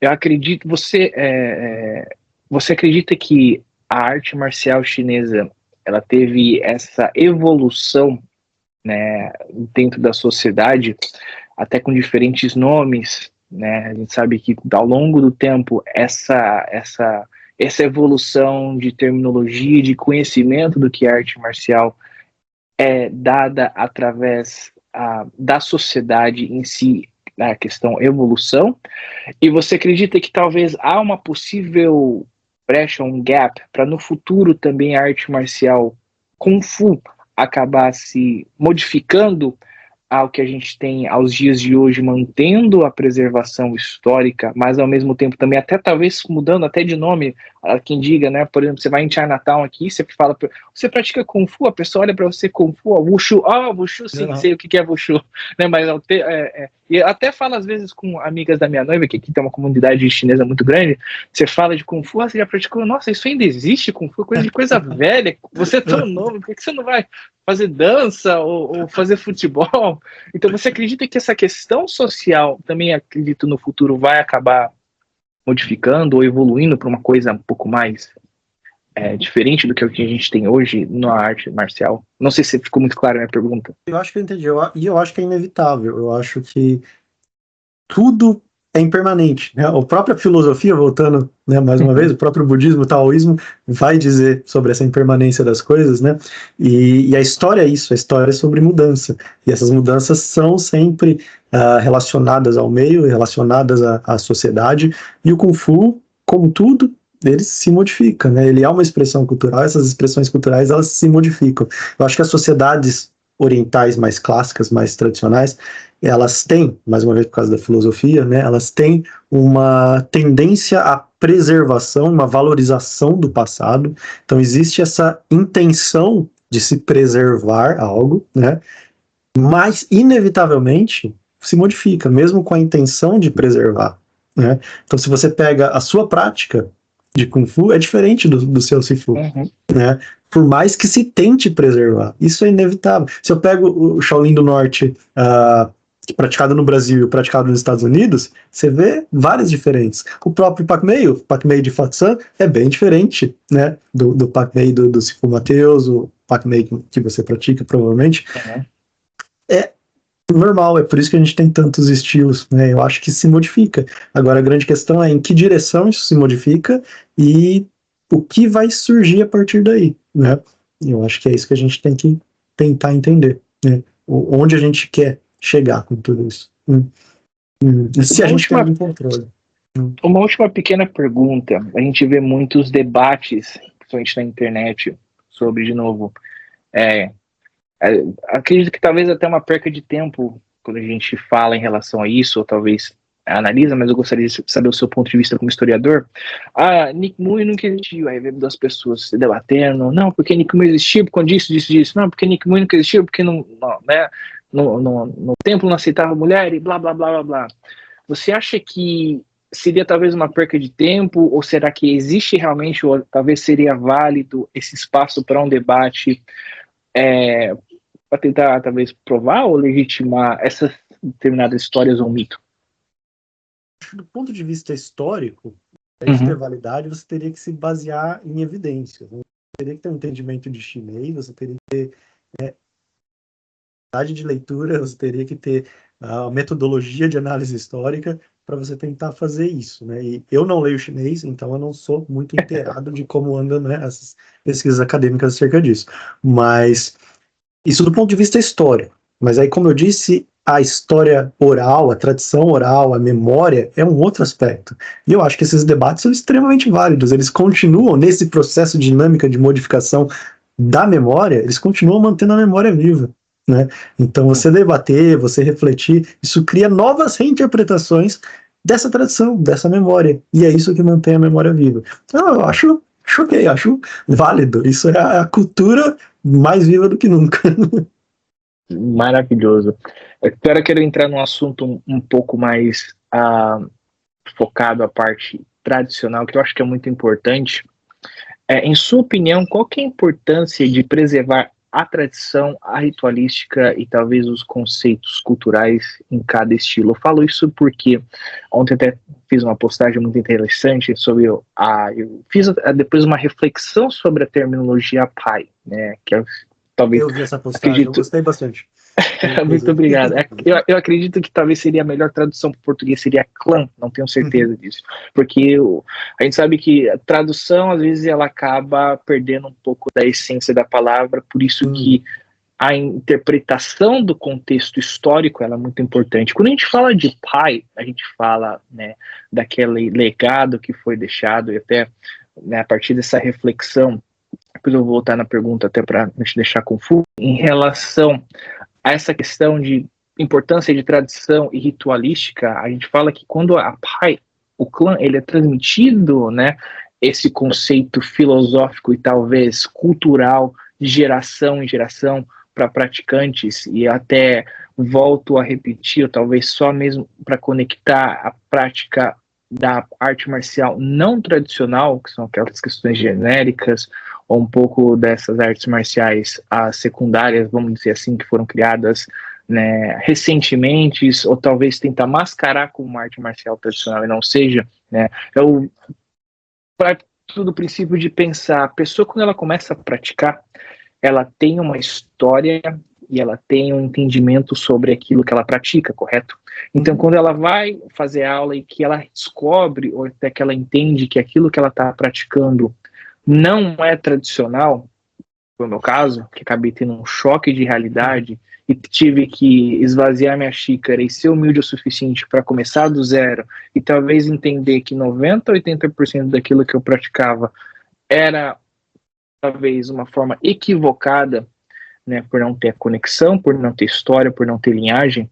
Muitas vezes as pessoas elas continuam na prática daquele estilo por colocar talvez a experiência marcial, por ter aquela paixão sobre aquilo que ela gosta ou pratica ou respeita sobre o que ela vivencia sobre a arte marcial e esquece de colocar aquela trajetória, né, que não existe por conta de não haver a conexão com o tradicional, com a tradição, com a ancestralidade, né? Então você acaba tendo pessoas praticando artes marciais, acredito, de uma forma superficial, no meu ponto de vista, por acreditar que está fazendo às vezes até um bem físico e às vezes, né, de acordo com questões históricas. Uma vez eu estava até conversando com o mestre Fang, que mora em São Paulo, e ali no Confuciano, muito interessante, ele explicando que antigamente, quando o Japão invadiu a China, eles ensinavam os japoneses erroneamente para que os japoneses tivessem problemas de saúde no futuro, e era uma coisa interessante que a prática errônea também te traz malefícios, é pior do que você praticar.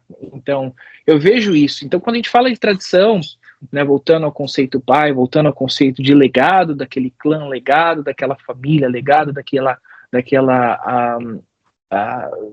linhagem que é passada adiante, não se tem esse legado quando se trata em relação a tradicionalismo.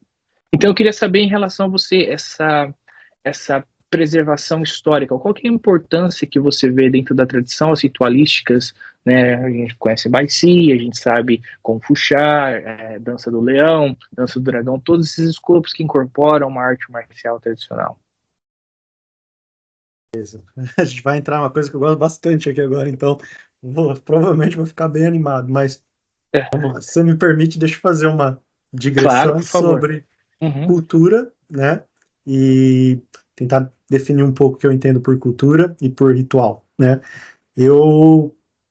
Quando eu li pela primeira vez os Analectos de Confúcio, eu gosto muito de confucionismo, e eu estava lendo ali, e ele se ocupa muito com a questão de decoro, de ritualística, de cerimônia, em boa parte ali do livro.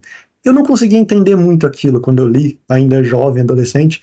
Eu achava muito legal a parte de ética e tal, mas eu falava, por que isso, sabe? Por que essa preocupação extremada com tudo isso? Eu não entendi muito aquilo. E aí, na universidade, né, eu passei a estudar um pouco de antropologia e de linguística, porque eu queria abordar a minha pesquisa histórica do ponto de vista cultural. Então, você tem que tentar dialogar um pouco com as disciplinas que estudam cultura, né?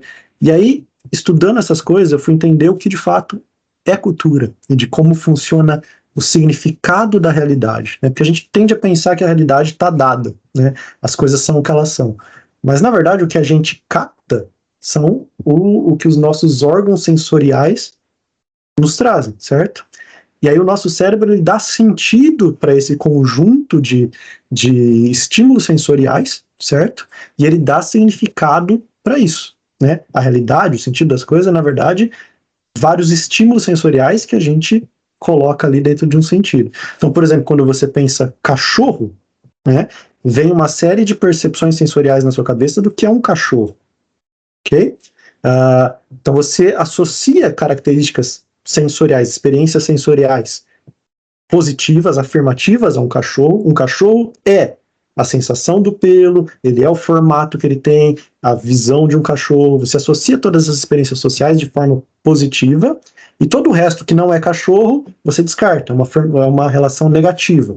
Esses dois polos, do que é e do que não é muito interessante, que isso é uma lógica binária de computador também, você cria tudo a partir disso, e também é o que se diz no taoísmo, né, quando você olha o yin e yang, né, yin e yang nada mais é do que dois polos, sim e não, e a partir disso você cria todas as coisas, né, a partir do tal você tem o sim e o não, e aí você tem as 10.000 coisas, tudo sendo criado a partir dessa afirmação e negação. E é assim que o nosso cérebro funciona, ele cria todo o sentido das coisas a partir disso.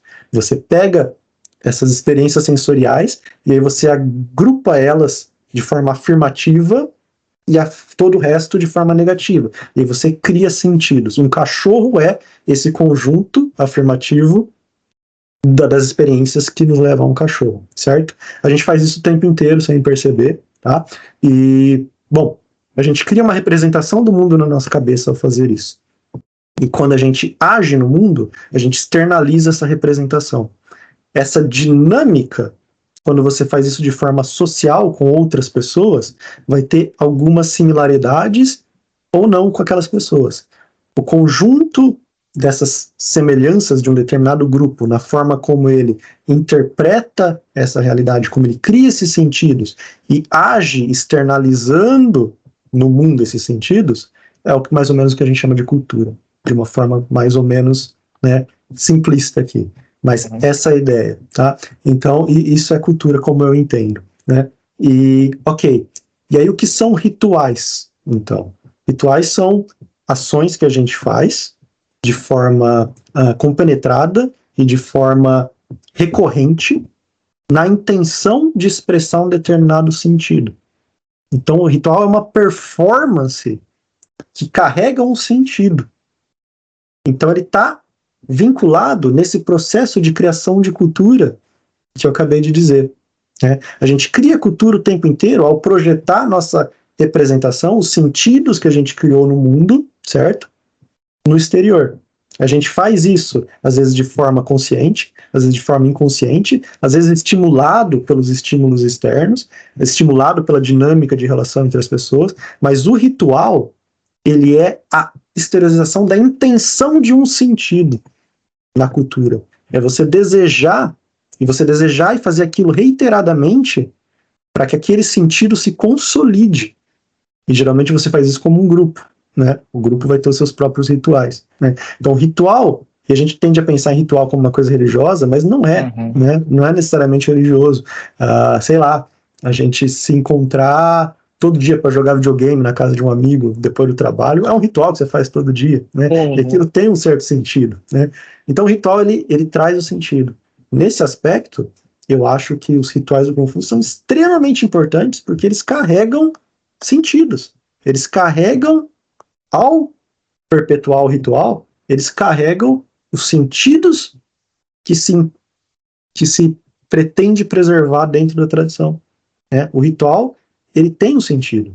Ele busca reiterar, consolidar esses sentidos. E a gente tem que entender que o Kung Fu, por causa dessa característica, né, de ser uma arte marcial pré-moderna, ou seja, que faz referência a valores e a sentidos de uma civilização, de uma sociedade que, de certa forma, não existe mais, mas que ele tenta resgatar, que ele tenta preservar. Então, o ritual é extremamente importante nesse sentido, porque o próprio Kung Fu se propõe a isso, ele se propõe a preservar esses valores, esses sentidos. Ou seja, o ritual, para mim, ele é essencial. Ele transmite o sentido que se deseja, que essa tradição, né, que o pai, que o clã, né, pretende preservar. Então é parte da identidade, é parte do que define o estilo, o Kung Fu, né, essencial. Eu acho que a gente... Mas é claro que isso abre certas problemáticas, né, porque isso está vinculado com uma determinada cultura. E o Kung Fu, ele tem um aspecto transnacional, ele se espalhou numa diáspora para todo mundo. Então você tem que tentar trazer essa preservação e esses sentidos para culturas que são distintas e têm outros sentidos. Isso pode, às vezes, gerar certos conflitos. Então, você tem um desafio aí de como trazer esses sentidos de uma forma que continue a fazer sentido e ter propósito para essa nova cultura, né? Então, acho que passa um pouco por a gente entender quais são esses valores, quais são esses sentidos e se eles são positivos, né? No geral, eu sou um grande apreciador da cultura e da filosofia clássica chinesa, oriental em geral, então eu acho que eles são bem positivos, eu gosto, né? E eu tento preservar isso quando eu ensino Kung Fu. Mas eu gosto muito desses assuntos, eu acabo me empolgando.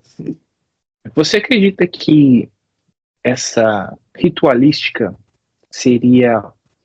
A ritualística, né, em geral, ela seria uma expressão corporal filosófica, transmissão de um conhecimento ou de uma objetividade, por exemplo, igual você falou, né, o Bai Si, vamos utilizar um exemplo Bai Si. O Bai Si é uma forma ritual, entre aspas, ritual, né, como você falou, às vezes as pessoas até acabam equivocando pela questão religiosa. Eu não posso fazer isso por conta da minha religião, eu não posso fazer isso por conta da questão da minha fé e tal, né, e quando você vê, nada mais é que, na verdade, também uma expressão cultural através dali, mais do que uma religião, porque o seu objetivo ali, assim como no Brasil, que é comum você abraçar, você vê um amigo, uma amiga, você cumprimenta com um beijo.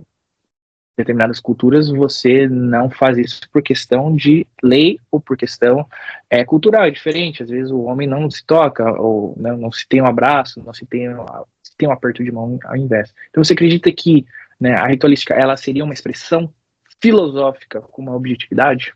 Absolutamente, né? Com certeza. E esses próprios gestos que você deu como exemplo também são rituais. Quando a gente faz isso, a gente está transmitindo, né, um certo sentido ali. O Bai Si, por exemplo, né, essa cerimônia de vinculação, né, de você se tornar um aprendiz do mestre, um discípulo do mestre, né? O Sifu John, ele faz o Bai Si também, né?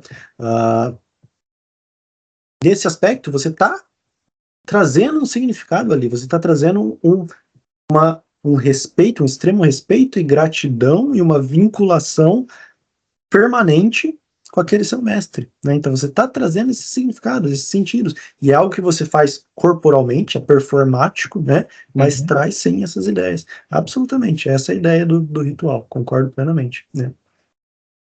Eu acredito, só para dar uma conclusão em relação ao termo pai, né, como a gente estava falando em relação aos estilos genéricos que não tem esse conceito, né, normalmente o que a gente faz é colocar os nossos desejos na frente da tradição, mas a pai, você coloca a tradição na frente dos seus desejos, porque é você realmente proteger um grupo, proteger um legado, continuar transmitindo aquilo, ao invés daquela questão, como é que eu posso falar, não gostaria de falar emotiva, mas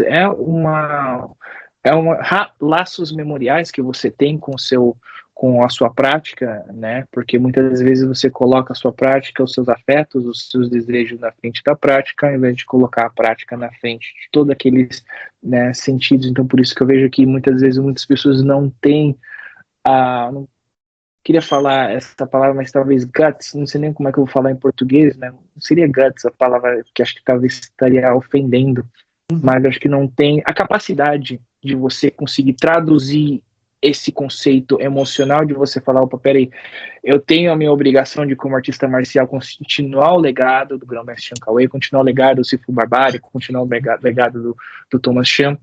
Ao invés disso, as pessoas simplesmente colocam-se entre si aquele aspecto, não, porque a minha prática é a minha experiência de artes marciais, então a minha experiência é mais importante do que o legado. Então eu vejo que nem todos estão preparados para assumir essa responsabilidade, por isso que a PAI é simplesmente para alguns, por isso que nós, pelo menos na nossa linhagem, a gente tem matérias de discípulos de portas fechadas, tem uma matéria scope para alguns que podem, todo mundo pode aprender aquilo, mas nem todos estão preparados para realmente entrar dentro daquela conhecimento de portas fechadas para determinados discípulos que chegam naquele nível. Não, exatamente. No Fato Sampagmei, o Sifu John também mantém, né, esses discípulos de portas fechadas. Eu ainda não sou. Eu aprendi todas as formas que ele ensina de portas abertas, mas eu ainda não aprendi as formas de portas fechadas, né? E ele mantém, sim, essa estrutura bastante tradicional. No Shaolin do Norte, eu acredito que era um pouquinho diferente, né? Porque o Mestre Shan tem um conhecimento, uma vastidão de técnicas que ele aprendeu, que não é só do Shaolin do Norte. Então ele muito dificilmente ensinava tudo para todo mundo, né? Ele naturalmente olhava para você assim e escolhia o que. Claro, tinha as técnicas do Shaolin do Norte, ele ensinava para todos, mas as técnicas de outros estilos que ele sabia, ele ensinava como matéria extra, e aí era diferenciado para cada um, né? Então acho que o processo era um pouco diferente. Mas sim, eu entendo completamente o que você está dizendo, e eu acho até que, de novo, uma questão cultural, né? Quando eu estava tentando entender, eu sempre fui muito interessado em tentar entender qual a diferença da cultura ocidental e oriental. Claro que é uma simplificação, que é uma generalização, que é sempre superficial, mas eu cheguei a ler alguns estudos que apontavam certas características que eu acho muito interessante, né? Que a maior diferença está com relação à percepção do indivíduo.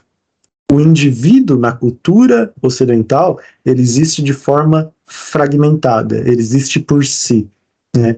Enquanto o indivíduo na cultura oriental, ele é um indivíduo relacional, ele só existe em relação a outros, né? E aí você vê isso em vários desdobramentos da filosofia e da cultura, né? Então, quando você vê essa demanda de você não colocar a sua experiência individual, né, à frente do legado, à frente do grupo, talvez isso seja uma expressão dessa diferença cultural, que é um pouco mais difícil para o ocidental do que para o oriental, talvez. Mas, claro, tudo uma generalização aqui. Mas eu acho que sim, que parte de duas perspectivas de mundo diferentes, que vem o indivíduo de forma diferente, que vem o coletivo de forma diferente, né? E pode ser bastante difícil, de fato, para um ocidental. Entra um pouco naquilo que a gente falou. Eu acho fundamental preservar os rituais, os sentidos, mas a gente está trazendo isso para uma cultura completamente diferente, né? E a gente tem que lidar com a recepção disso. E às vezes não vai ser tão suave, né? Mas é interessantíssimo. Uau. Não, tipo, eu agradeço de coração, realmente tem sido muito proveitoso, eu tenho certeza que os nossos ouvintes vão adorar. E eu queria partir agora para a última pergunta, que seria: qual mensagem você gostaria de deixar para aqueles que desejam começar uma jornada no Kung Fu, especialmente no Shaolin do Norte ou no Bak Mei, ou está buscando por um estilo de Kung Fu para poder praticar? Eu acho que a arte marcial mudou minha vida, né? Kung Fu especificamente mudou minha vida.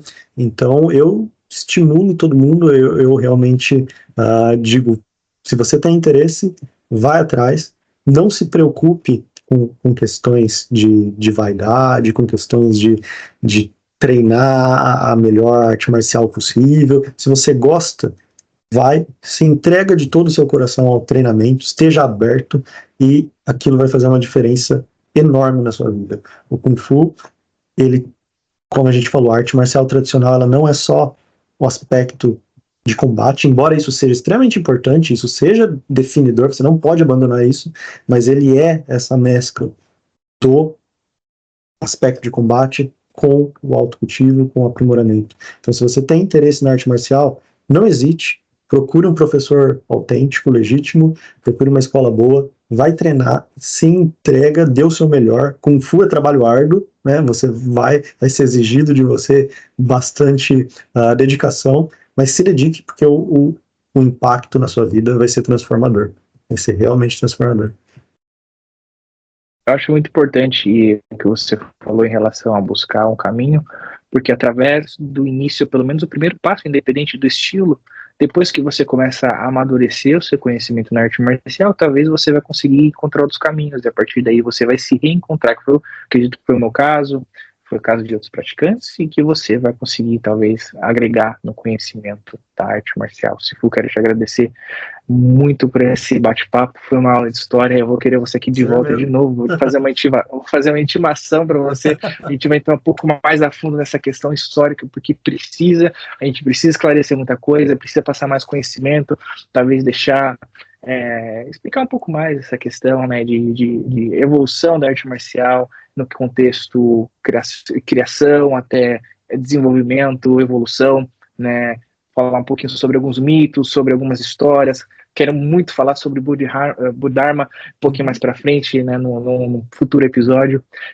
Queria deixar aqui considerações finais, por favor, embora eu vou colocar na descrição do vídeo vai estar suas redes sociais, mas, por favor, para aqueles que estão ouvindo no Spotify, está dirigindo, né, tá no trem, tá alguma coisinha ali, tá fazendo lavando a louça, fazendo algumas coisinhas ali, você, por favor, deixar as suas redes sociais, se está dando curso online, se está presencial, para brasileiros também que estão aí na Europa, que quer conhecer você, viu que é um poço de conhecimento, fala que a Europa está muito bem representada, e queria deixar essa oportunidade para você.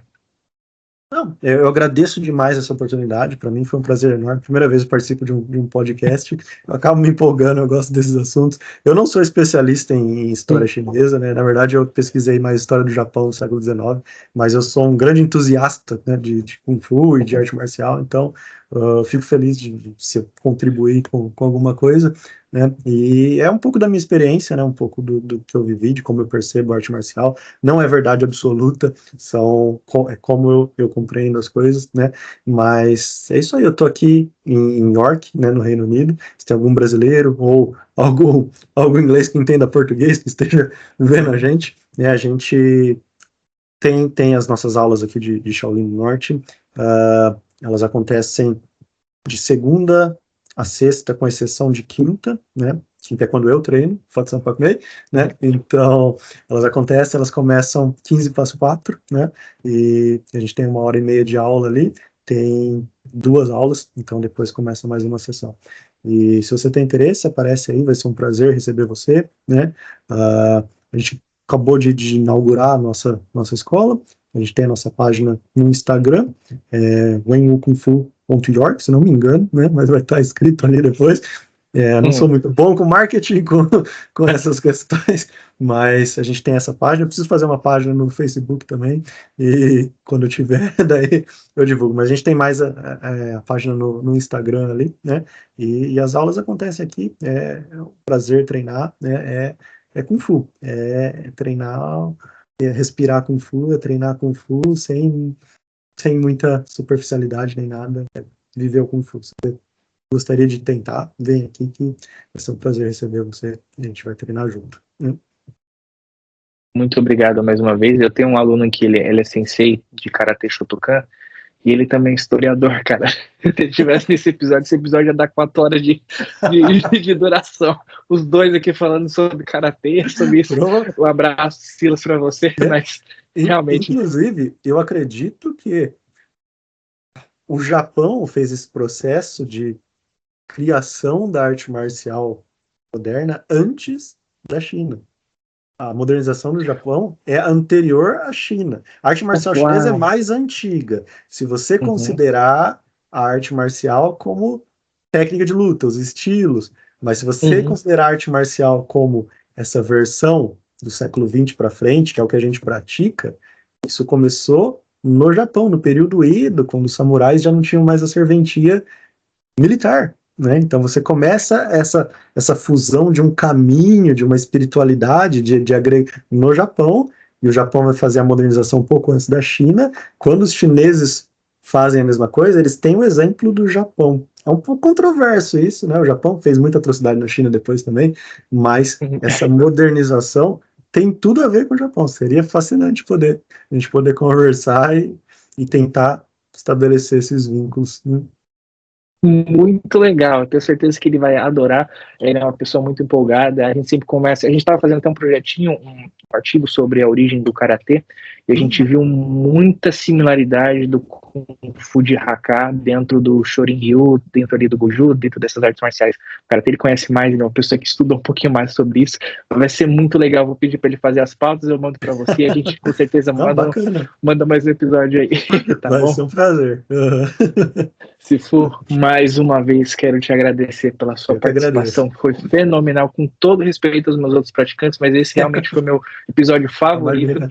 De verdade, vai ser uma intimação, você vai estar aqui de novo. E assim, eu fico muito feliz também da gente se conhecer, né? Eu comecei a praticar Fatsan Pakmei, Kung Fu Hakai, e de repente eu vi que tem outros brasileiros praticando. Quando eu vi o Sifu Matheus, eu vi você, eu falei, cara, que bacana, que legal. E aí, de repente, a gente se encontrou ali na rede social e eu acho que tem tudo aí pra gente ter uma amizade, um respeito muito grande um pelo outro. E vamos Com lá. certeza. É um prazer enorme conhecê-lo. De novo, Sifu, muito obrigado, te agradeço por essa participação. Um ouvinte do canal, obrigado por ter ficado até aqui. Make sure que você aí clica no joinha, comenta, compartilha, ajuda nós no engajamento, por favor. E lembrando de checar lá a nossa página no Amazon, no Redbubble e tudo mais aí, a Feilong Design Hub. Digita lá, os links vão estar aí na descrição, os links também do Sifu vai estar na descrição aí também.